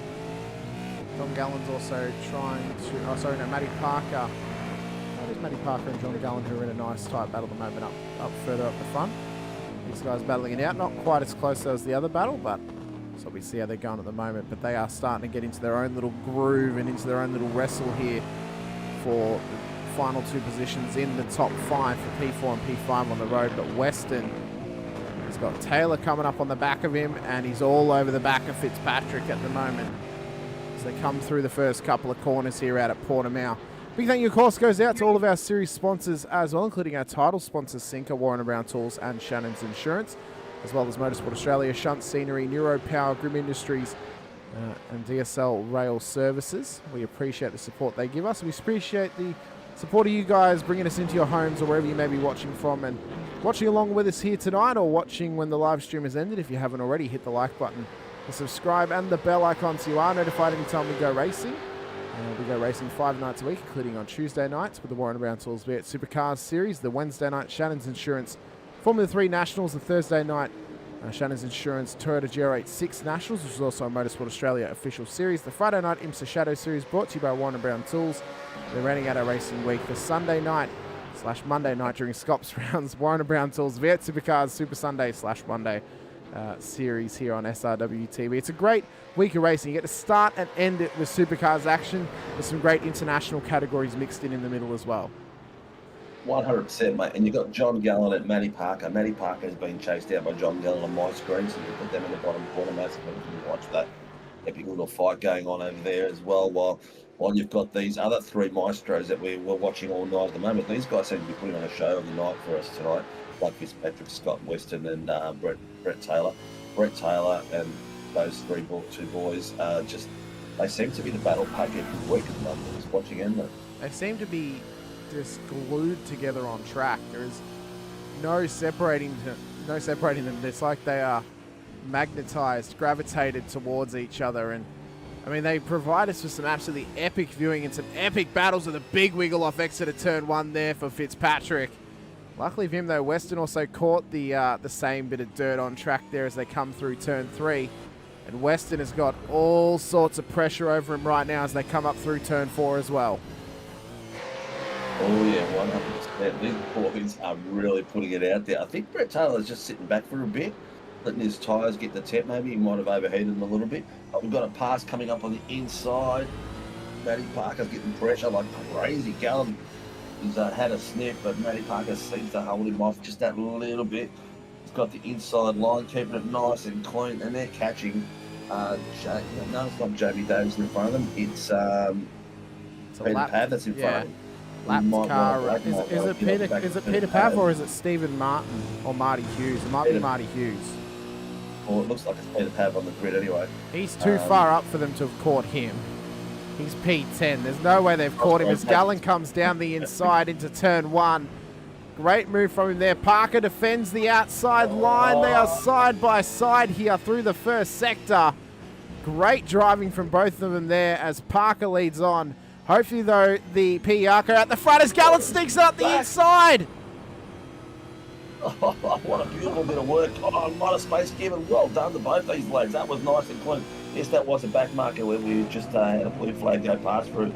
Scotty Parker has been passed, but he's not going to give it up on the look of it. He's hunting. They're hunting like crazy. Matty Parker will not let John Gallen run away with this thing if he can help it. There was a car off in the background. It's one of the Team SRW cars there. Yep. Or Brad Anderson. So you can see Parker all over John Gallen now, up the front of the field. We'll let this battle rematerialise for the moment as we head back to our battle between Fitzpatrick, Weston and Taylor. This is starting to heat up as well. I'll tell you what, Pacific Esports Racing getting their money's worth here tonight with the amount of battles they're getting shown on screen. They definitely are, mate. They are the fighting team at the moment. They are all out there having a good old scrap on the road at the moment. We'll quickly run through our grid while the battle happens in the lower left screen with Parker and Gallen at the moment. Still running on track, Brad Anderson down the back of the field. Of course, Andrew Rushworth is out of the race here tonight. Marty Hughes, we saw get lapped before by Parker and Gallen. He's just up the road from him. Stephen Martin, his teammate, struggling towards the back of the field. Vandermeulen as well, still out there running around in behind Josh King. These guys starting to get into a battle now as they get up to a second gap between them. Mitch Noble's a bit further up the road as he runs it a bit wide at the bottom of the hill. Brett Taylor, though, as we mentioned, in this battle here with Scotty Weston and Blake Fitzpatrick. Blake's teammate Peter Pavlovic, though, a bit further up the road with heavy damage on that car at the moment. We then have Jamie Davis continuing on inside the top 10 in P9 with Andrew Cowan up ahead of him, up a massive 12 positions in this race inside the top 10. If anyone's been racer of the night or driver of the night so far, you've got to say it's Cowie with the amount of positions he's gained in this race. Travis Daly then P7 on the road. Chris Burridge in P6, and then onto the battle we have on screen, Matty Parker and John Gallen. And then we have Troy Dooley, Billy Mullen leading the way, Dylan Gray, who's led the majority of the laps here tonight, is looking for an ultra-impressive win as we come down to the final 12 minutes of running for the Tuesday night V8 Supercars Series, brought to you by Warren & Brown Tools. What a night of racing we've had so far, Sinker. Some incredible battles on hand as well. One thing I just noticed is we've had a different winner each race, which is really good, which means the title fight's going to be spread out quite interestingly. Especially with one of our race winners in Jamie Davis a bit further down the order here tonight as well. That's going to bring him back and bring other drivers up into contention with him as well. Yeah. And with Kennedy not here too, that's also going to drag more drivers into contention, but this will likely be his drop round at this point as well. Stephen Banks in the chat saying, loving all the action tonight, especially the Pelicans fighting over the fresh prawn. Great effort by PR team. Oh, they're having a good crack out there. Yes. It is kind of a bit like that, isn't it? It is a bit like that. But you know what? We'll take any bit of fodder out there as long as there's action. We don't really care. It's good to see the Pavlova still running in the top 10, even though he has got heavy damage on that car. Be interesting to see if those boys who are about 5 seconds off the back of him catch up to him on this next 10 minutes and put some pressure on him here for this position. There's a fair way to go. I'm not sure that everyone seems to be pacing really similar pace. Like Pav sitting on a 140, he's sitting on a 150 at the moment, so he's travelling slower than the two boys in front of him, and Blake Fitzpatrick is behind him. He's nearly a second and a half off his pace, so actually now a full second. So in about 4 laps, they'll be on the back of Peter Pav. And then we're going to have Scotty Weston, Blake Fitzpatrick. Brett Taylor's just knocked off a little bit there and dropped off a bit of pace by the look of it. He's dropped off. He has. 7 seconds off Scotty Weston at the moment. Yeah, I think he has. He's had an off track, unfortunately, for Mr. Taylor here tonight. He's come on through the first of the 2 double lefts. Oh, he's had a bit of a disappearing act. And then ended up in the sand. That's a real Houdini moment, isn't it? I'm going to disappear and then reappear on the beach. So that might be opportunity at class win done and dusted there for Brett Taylor. Yeah, Howie was looking good a few minutes ago. He was following right on the back of Jamie Davis, but he's really gapped off the back of it, and he's got himself back to 8/10 now. He dropped off to about a second at one point, but he was really close at 1.2. So interesting to see how he's tracking at the moment. The boys at the front have just gapped each other like crazy. There's literally 6 seconds between first and second and third and fourth.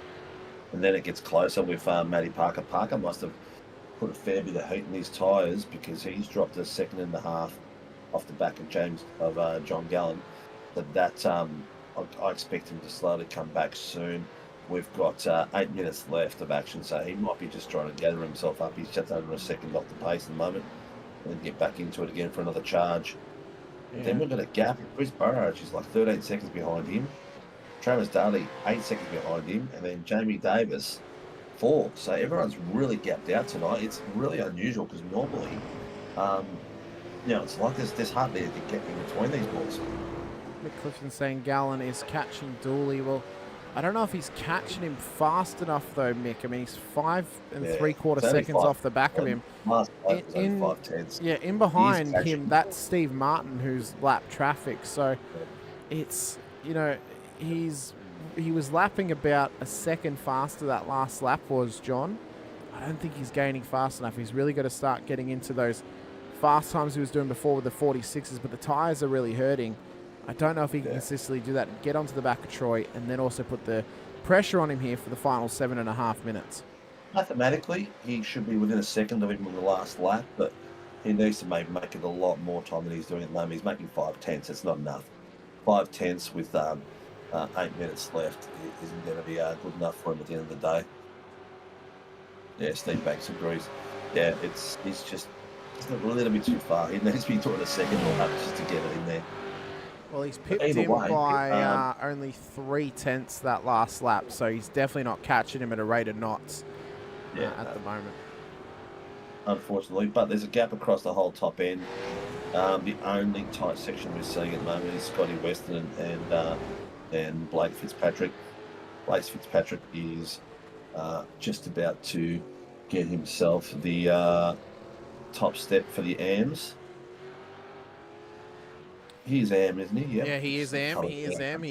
His only challenger was really, it was only Brett, but unfortunately for Brett, he's had that off track and then it's just dropped him back out of the contention. So he's kind of hoping that maybe Scotty does him a bit of a vet's favour and takes Blake out of the race to give him the class win. But of course, we don't condone or recommend any crash gate scenarios. But that'll be the only thing I think that could bring Brett back into this here contention-wise for this class win.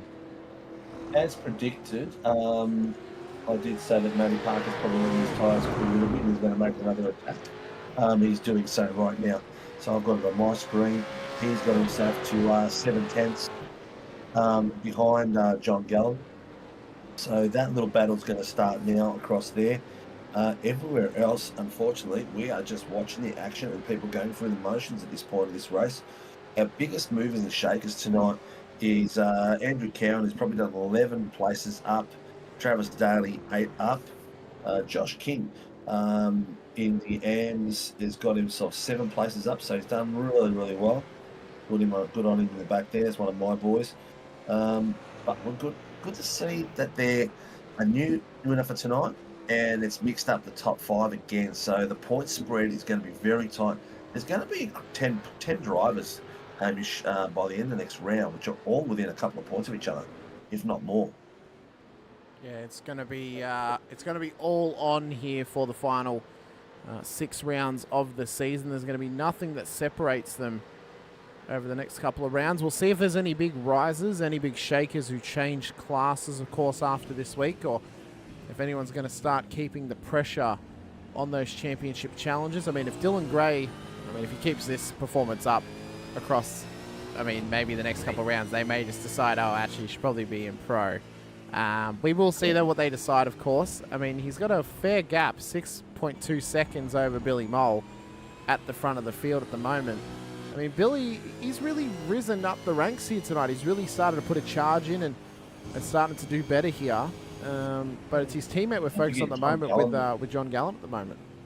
John Gallen had that lead at one point last time around, and so did Jamie at one point, one of the other races. So we've had our share and swapping of guys taking those dominant positions in the race. And it's good to see it swapped around. It really is. Hopefully it leads to a nice, tight championship battle all the way to the end of the season. We were pleasured with that last season with the likes of Crosby and Kennedy and Rick Viger going into the final round out at Sebring.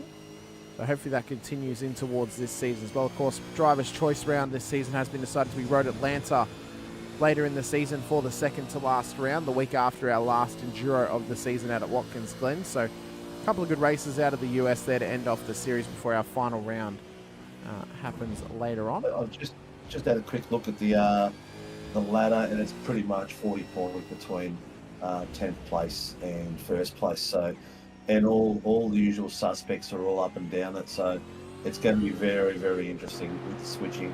John Gallen is going to benefit really well tonight. Billy Mole is down in 9, so he's going to jump up a little bit. Jamie Davis is going to drop down a little bit. Burrage is going to go up a little bit. So it's going to be very close, mate. It's going to be bugger all in it. It's going to be great. It's going to be epic fighting all the way through this season. On board now with Matty Parker, who's in on the back of this battle with John Gallen. Gallen just starting to spread those Pelican wings a little bit, trying to spread the gap as best he can. 0.7 to 0.8 of a second is the gap between them both. It's been a great battle on hand for us all night. We'll see if it tightens up, though, for the final couple of minutes as we get into the 2-minute warning. So no safety cars here tonight, Sinker. We are guaranteed no safety cars, and You sort of did expect it after, looking at the track and how wide it is, how much runoff there is. It's a bit hard to give a safety car. Somebody's got to block the traffic. You need about 5 cars to block the traffic. Well, it's either block the traffic or the car needs to have a tow. It needs to be in an improper position for the tow to lead to a safety car.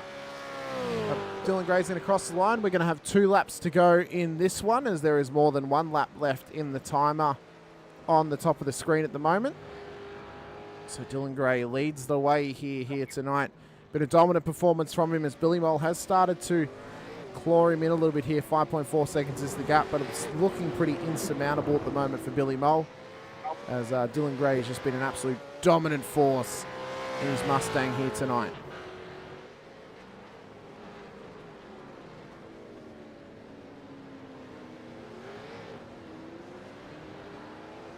Battles are still going. The guys are still being very polite to each other out there, thanking each other for moving out of the way and everything like that.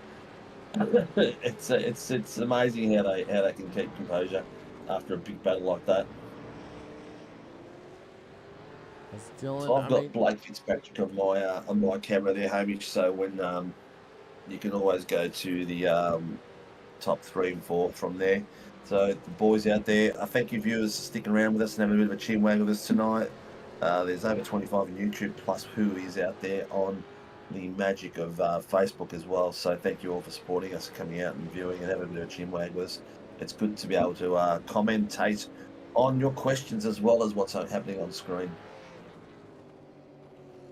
As Dylan Gray comes up to some lap traffic and around the final couple of corners here to start his final lap of this race and take his first win in SRW in, well, over 12 months it would be, wouldn't it, Sinker, since he would have last taken a win here? Yes, he had a 12-month holiday. So that is correct.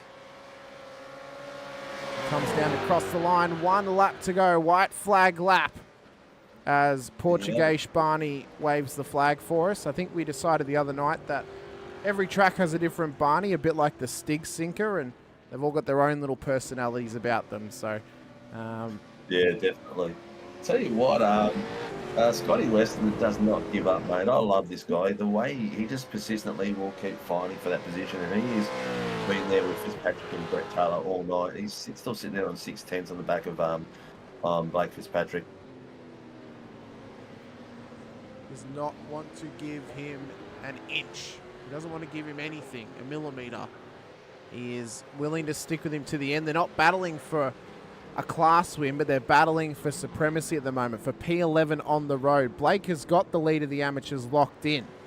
I mean, Brett is too far off him here to really battle it out here for this final lap, as Dylan Gray comes down to the bottom of the hill and lines up the final sector of this Portimao circuit. Round the big left-hander here towards that tight hairpin at the top of the hill that's been challenging drivers all night and has been leading to a couple little bingles here. Not as many as what we saw in F3 and in IMSA, but still some moments. Big slide though from Gray. Oh, he knows he can push. Out there. Yeah. Now we have a look at Trav and Jamie. Trav and Jamie's only just starting to catch up the back of Trav. we possibly, I don't know, we've got to, the winner is just about to cross the line. He's doing expressions, so possibly not. Possibly after he does that, we can. Is Jay. Here he is. Dylan Gray is back at SRW and takes the round with a convincing win over 6.2 seconds. A great run there from Dylan Gray to cross the line in P1. Here's the battle between Travis Daly and Jamie Davis. This is for P7 on the road.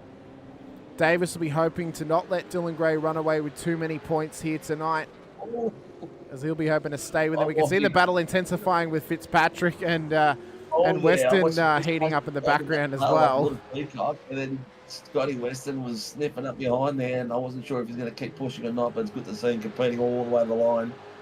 Around the final corner we come now. Travis Daly has withstood the pressure from Jamie Davis. He comes home in P7 on the road here tonight.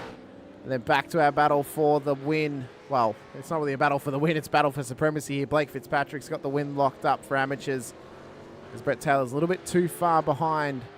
Scotty Weston hung with him all race, but I think he's decided now, just let Blake have it and fight another day. Through the final corner he comes. The amateur winner for Portimao is Scotty Weston. Goes for a final run up towards the line here. Fitzpatrick, though, is going to take the win for the class. Weston lost out by less than 1/10 of a second. That was close. That was 0.05. So that was 5 thousandths. I hope you enjoyed that, Brad, watching the boys down. The Team SRW lads did really well tonight. Very proud of them. And good to see my team doing really well. Mitch Noble got himself another thing. So top three in the Pro-Ams tonight. Dylan Gray, Billy Mole, Troy Dooley. In the amateurs, taken out by Blake Fitzpatrick, followed by Brett Taylor and Mitch Noble. Well done to those lads, and well done to all the lads out there tonight that participated in this race. It's not an easy track to get going. You really got to stay in the rhythm, and everyone put on a great show for us tonight. So provisional race results for tonight's race. Of course, Dylan Gray comes home. P1 on the road ahead of Billy Mole and Troy Dooley in the top three. John Gallen and Matty Parker will then make up the top five, with Chris Burridge, Trav Daly, Jamie Davis, Andrew Cowan and Peter Pavlovic making up the top 10 on the road. Blake Fitzpatrick will then take P1 for the amateurs, P11 on the road, just withstanding the pressure from Scotty Weston all the way to the end, who comes home P12. Brett Taylor, Mitch Noble then make up the amateur podium with P13 and P14 on the road, with Stephen Martin, Sean Vandermill and Josh King, Marty Hughes, Brad Anderson making up the last of our runners here tonight. Andrew Rushworth did not make the end of the race, unfortunately for him.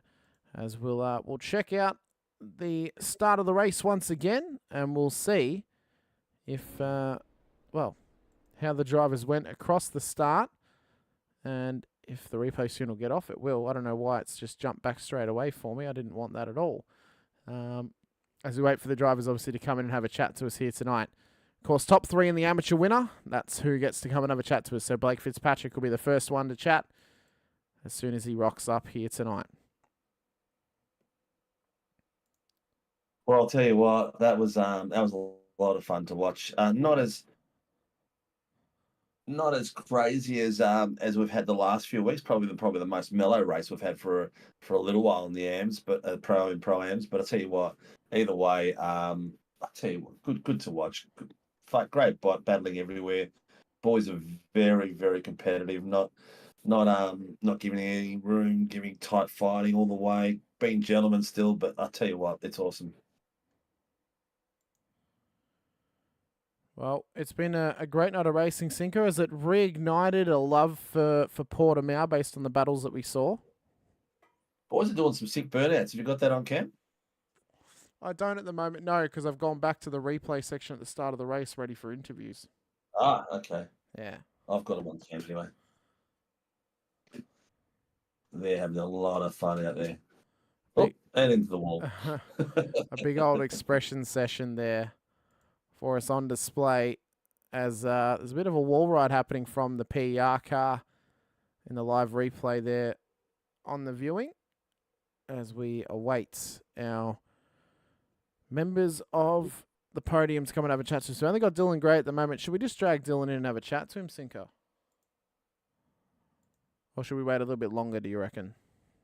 I know we can have we usually do the winner last for some reason, but really he's the one that probably want to get out quicker than anyone else. It's up to you, mate. I don't care. It's all good. We've got Billy Mole. We've got Troy Dooley. Tell you what, let's start with the podium, and if Blake shows up, we'll chat to him in between. So we'll start with Mr. Dooley. First up here, Troy. Bit of a spread, though, between the top three there in the end, but P3 on the road tonight. A little bit lucky for you that Mr. Gallen and Mr. Parker got into a heated battle, let you walk away with it in the end.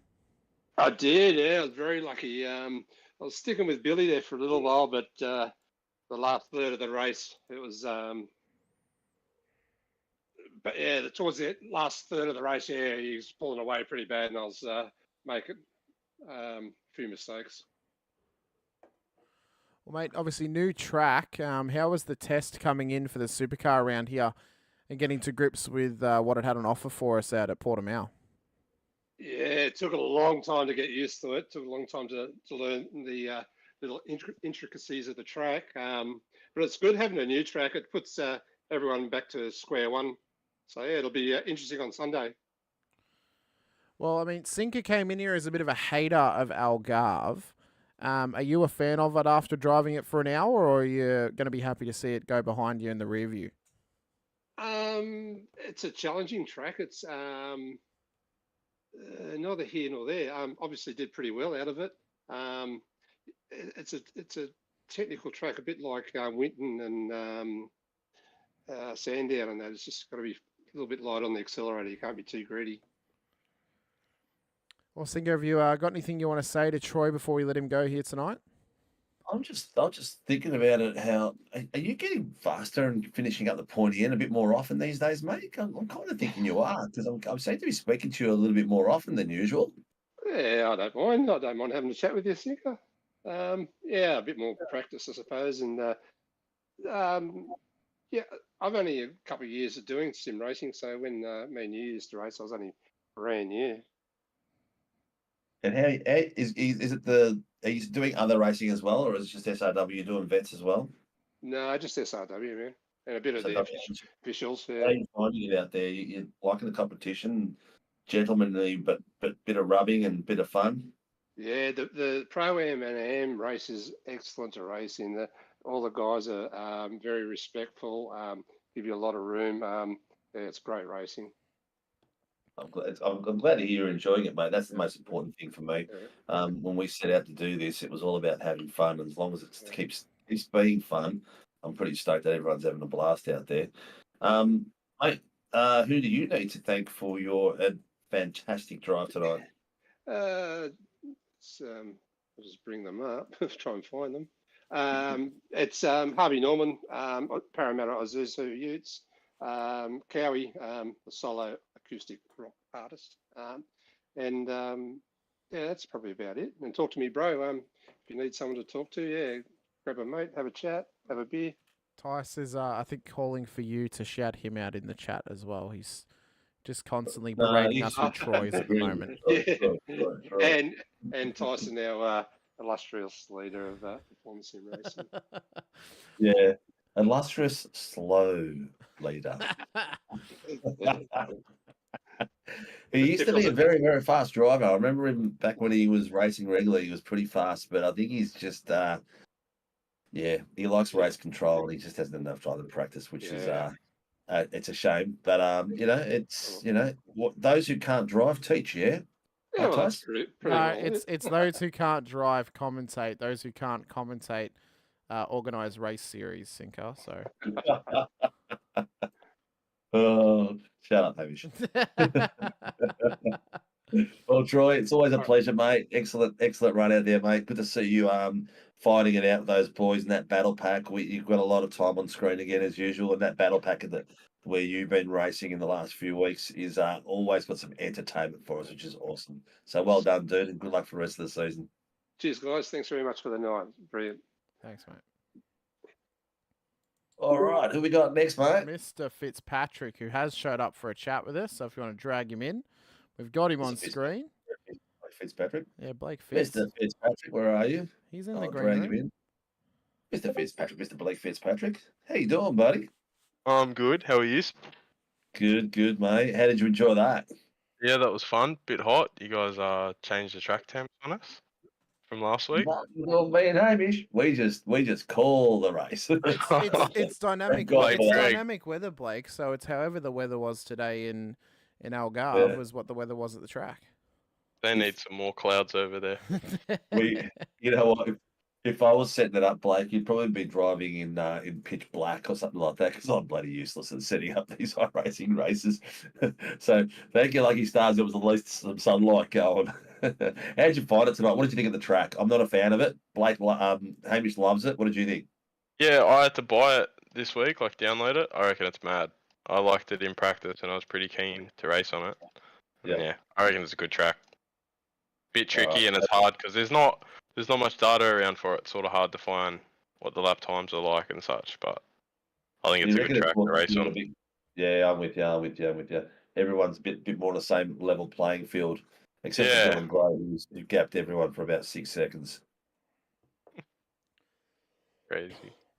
Well, Blake, he was under heavy. Sorry, Hamish. Yeah, right, mate. Obviously, you were under heavy fire tonight from both Scott and Brett before, unfortunately, Brent went for a bit of a bucket and spade moment into the sand. How was it dealing with that final lunge from Scott around the final corner? Obviously, he wasn't going to take the win off you, but you still managed to maintain that P11 by only 0.05 of a second here tonight. Yeah, I thought, like, it was close, but I thought with the track conditions and how everyone, all of us in our Discord were complaining about our tyres, I thought he'd really struggle to get a move done. Like, it was hard to drive at the end, but then, yeah, that last corner, I just messed it up, and it was a drag race to the end.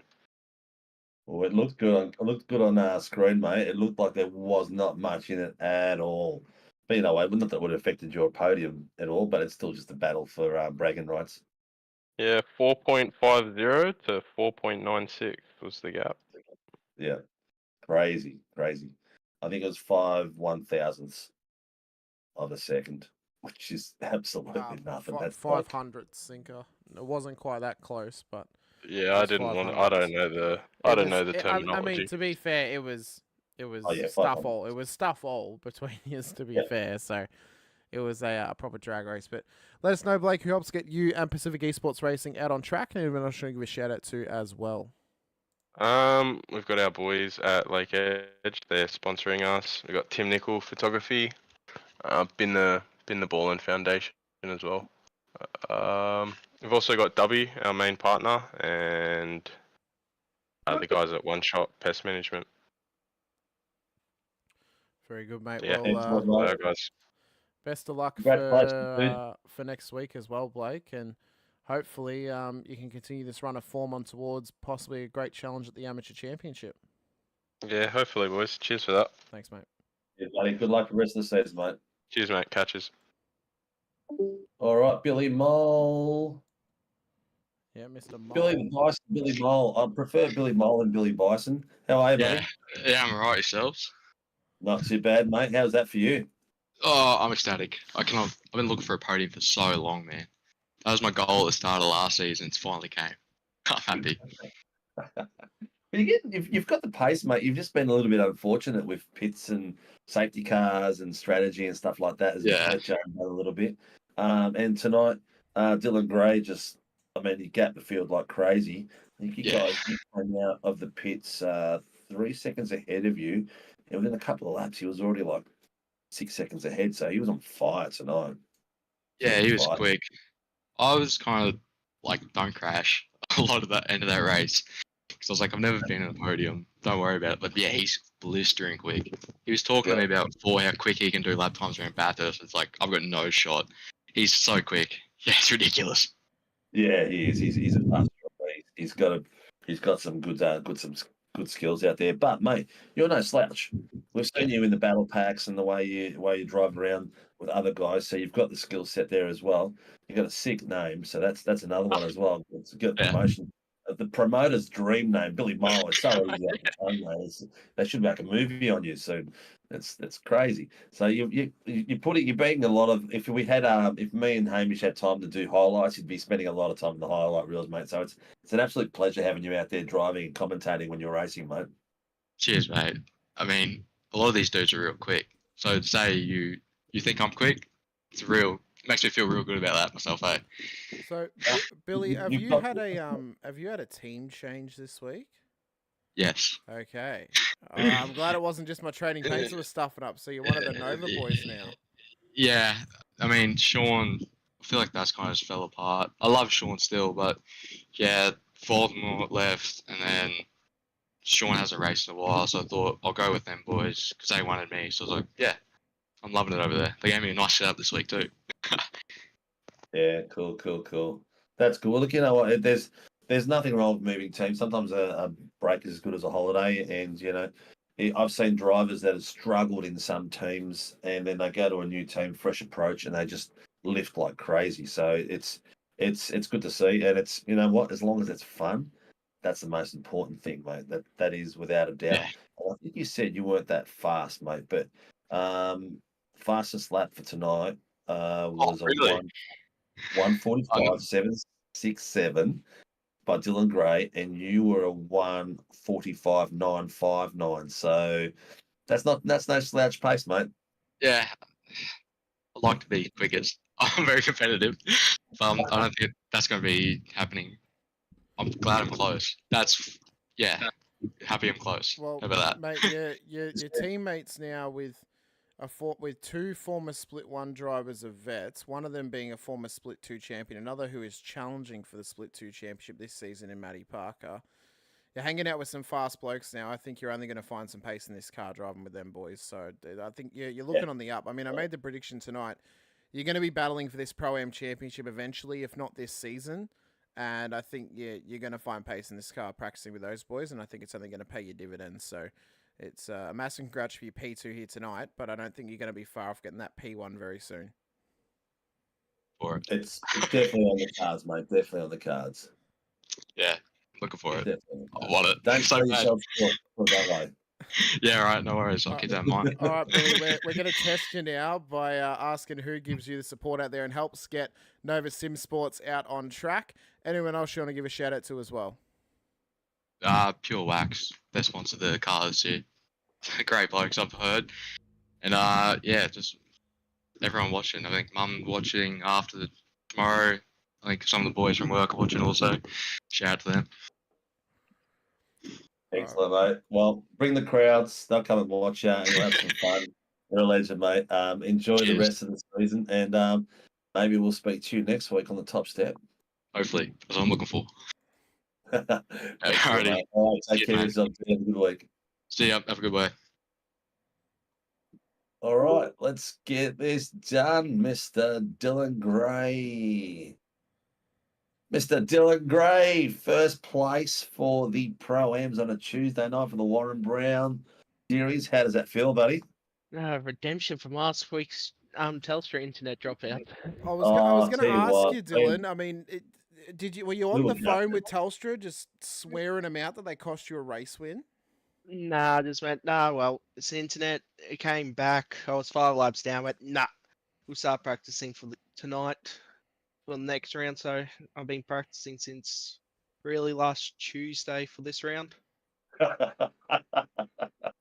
So it was definitely a redemption round, mate. Look, we were gutted, mate. We were absolutely gutted. Me and Hamish were like gobsmacked, like, oh no, he's just got the front lead. He was just going well, just settling in, and he just disappeared on us. It was like, gutted for you, mate. But you know what? It's just like anything else. You're driving real world racing, you blow a tire, blow a rod, blow a gearbox.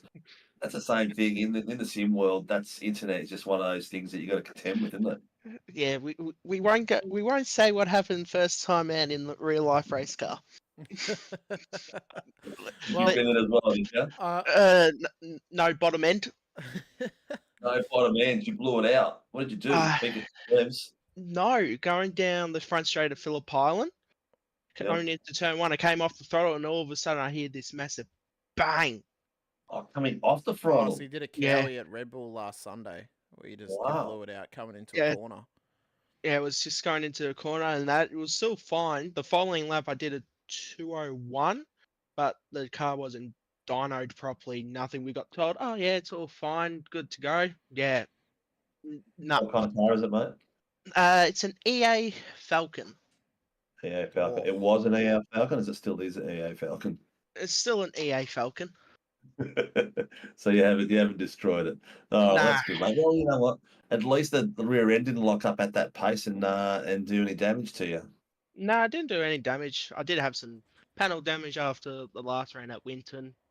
I had side to side contact with the driver, but otherwise it's all fixed, ready for in a month's time down at Phillip Island. Well, excellent, mate. Hopefully, Good to hear. I am going to remind Sinker though, Dylan. Even though we were gutted for you for disconnecting last week, Sinker was then also ultra ecstatic because his driver won the race off the back of that. Yeah. So he still is highly favourable. In fact, last week is probably the worst example of it I've ever seen in my life. Oh, come on, mate. The whole chat was going for Gullen. No, there were some people out there going for Jamie. I had to wave the Jamie flag, mate, as a true team principal does. Sound like Mark Scaife now talking about Red Bull. Yeah. can't stand Red Bull. Anyway, I tell you what, mate. I'm not sure how long you're going to last as a pro-am with that sort of pace. What are you doing on Sunday nights? Sunday nights I have a situation because I'm helping Dad in another league, and that with GT3s, training him up to do GT3s and spotting him. So Sunday night.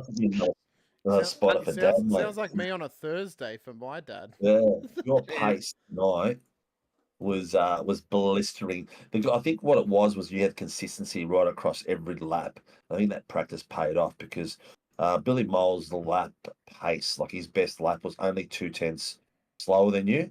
But I think you just had lap after lap. You were just crowning it all the time, so you were doing really well. Really well. You can see there was a lot of practice in this session for you. Yeah, there was. Well, the setup I literally got about an hour and a half into the server. Yeah.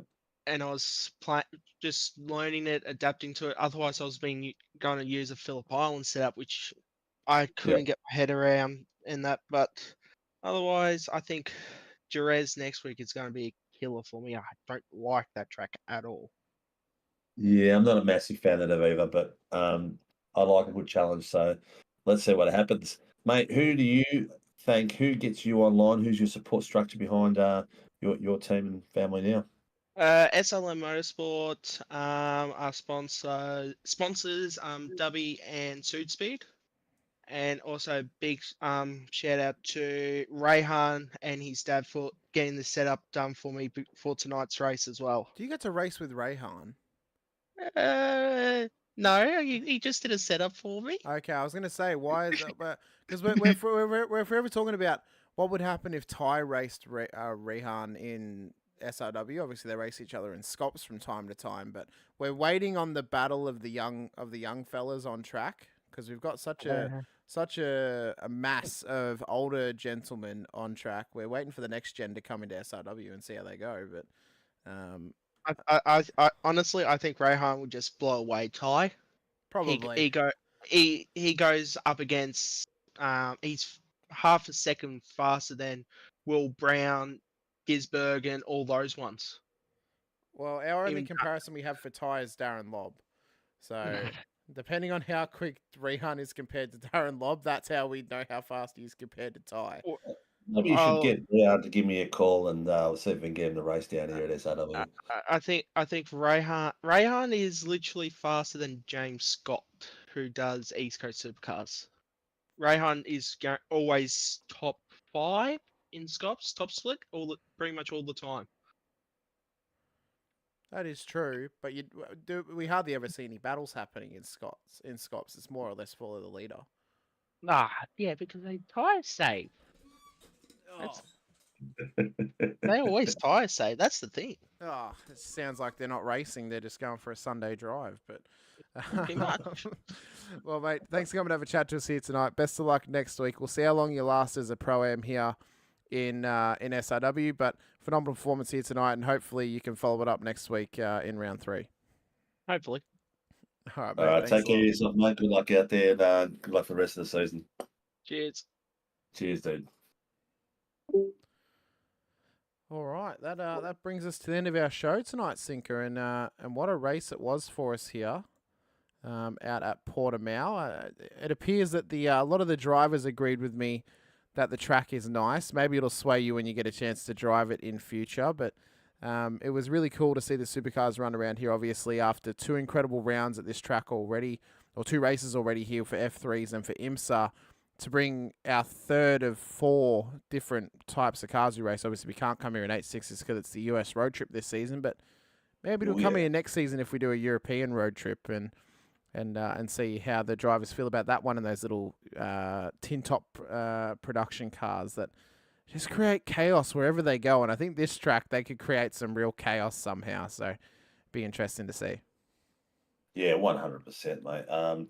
It's going to be, look, I've got the track now. I can't even go for a spin. I was going to say I'll go for a spin, but I can't because my rig's not here anymore. Well, you better go over to Dean's house tomorrow and have a spin at this track. But obviously, Jerez next week. I've called quite a few races around Jerez in supercars, and it'll be very interesting. I'm not going to sugarcoat it. It's either going to go one way or the other. It's either we're going to get a heap of battles, which then will lead to a heap of safety cars, or it'll be maybe a little bit follow the leader. But who knows? Maybe we'll get a sprinkling of both. We'll have to wait and see. We'll see how we go. Look, thank you, viewers, for participating, coming out and watching us. Thank you for supporting us. It's been absolutely epic and an absolute blast to be out here on a Tuesday night. I'm starting to become part of my my ritual during the week. Hamish, who supports us and gets us out? And well, obviously, a big thank you goes out to all of our series sponsors, including our title sponsors, Warren & Brown Tools, Shannon's Insurance, Motorsport Australia, NeuroPower, DSL Rail Services, Shunt Scenery as well. We appreciate everyone that's given us support, whether it's through viewership, subscriptions, or, of course, sponsorship as well. If you haven't already, please hit the like button, the subscribe, and the bell icon so you are notified anytime we go racing. We still have coming up this week, tomorrow night's Shannon's Insurance Formula 3 Nationals around the Nürburgring Grand Prix circuit. Thursday night's Toyota GR86 Nationals, thanks to Shannon's Insurance. It is also a Motorsport Australia official series. They will be heading to their next part of their USA road trip to the Indianapolis road course, which we saw a preview of last week in the F3s. Friday night, we for IMSA action, I had the track 4. We go out to Road Atlanta for round number 3 of this season. That series, of course, brought to you by Warren & Brown Tools. And then back here at Portimao Sunday night for the V8 Supercars Super Sunday Series. It'll be phenomenal viewing once again. But we've still got 6 rounds of this championship to go. It is wide open in terms of championship standings. We'll see who rises up the ranks and who claims this title here on Tuesday nights. But for myself, Hamish Munro, Steve Sinkovic alongside, we thank you for joining us here tonight, wherever you may be watching from. We'll see you guys tomorrow night for the Shannon's Insurance Formula 3 Nationals. But until then, stay safe, drive hard, and bye for now.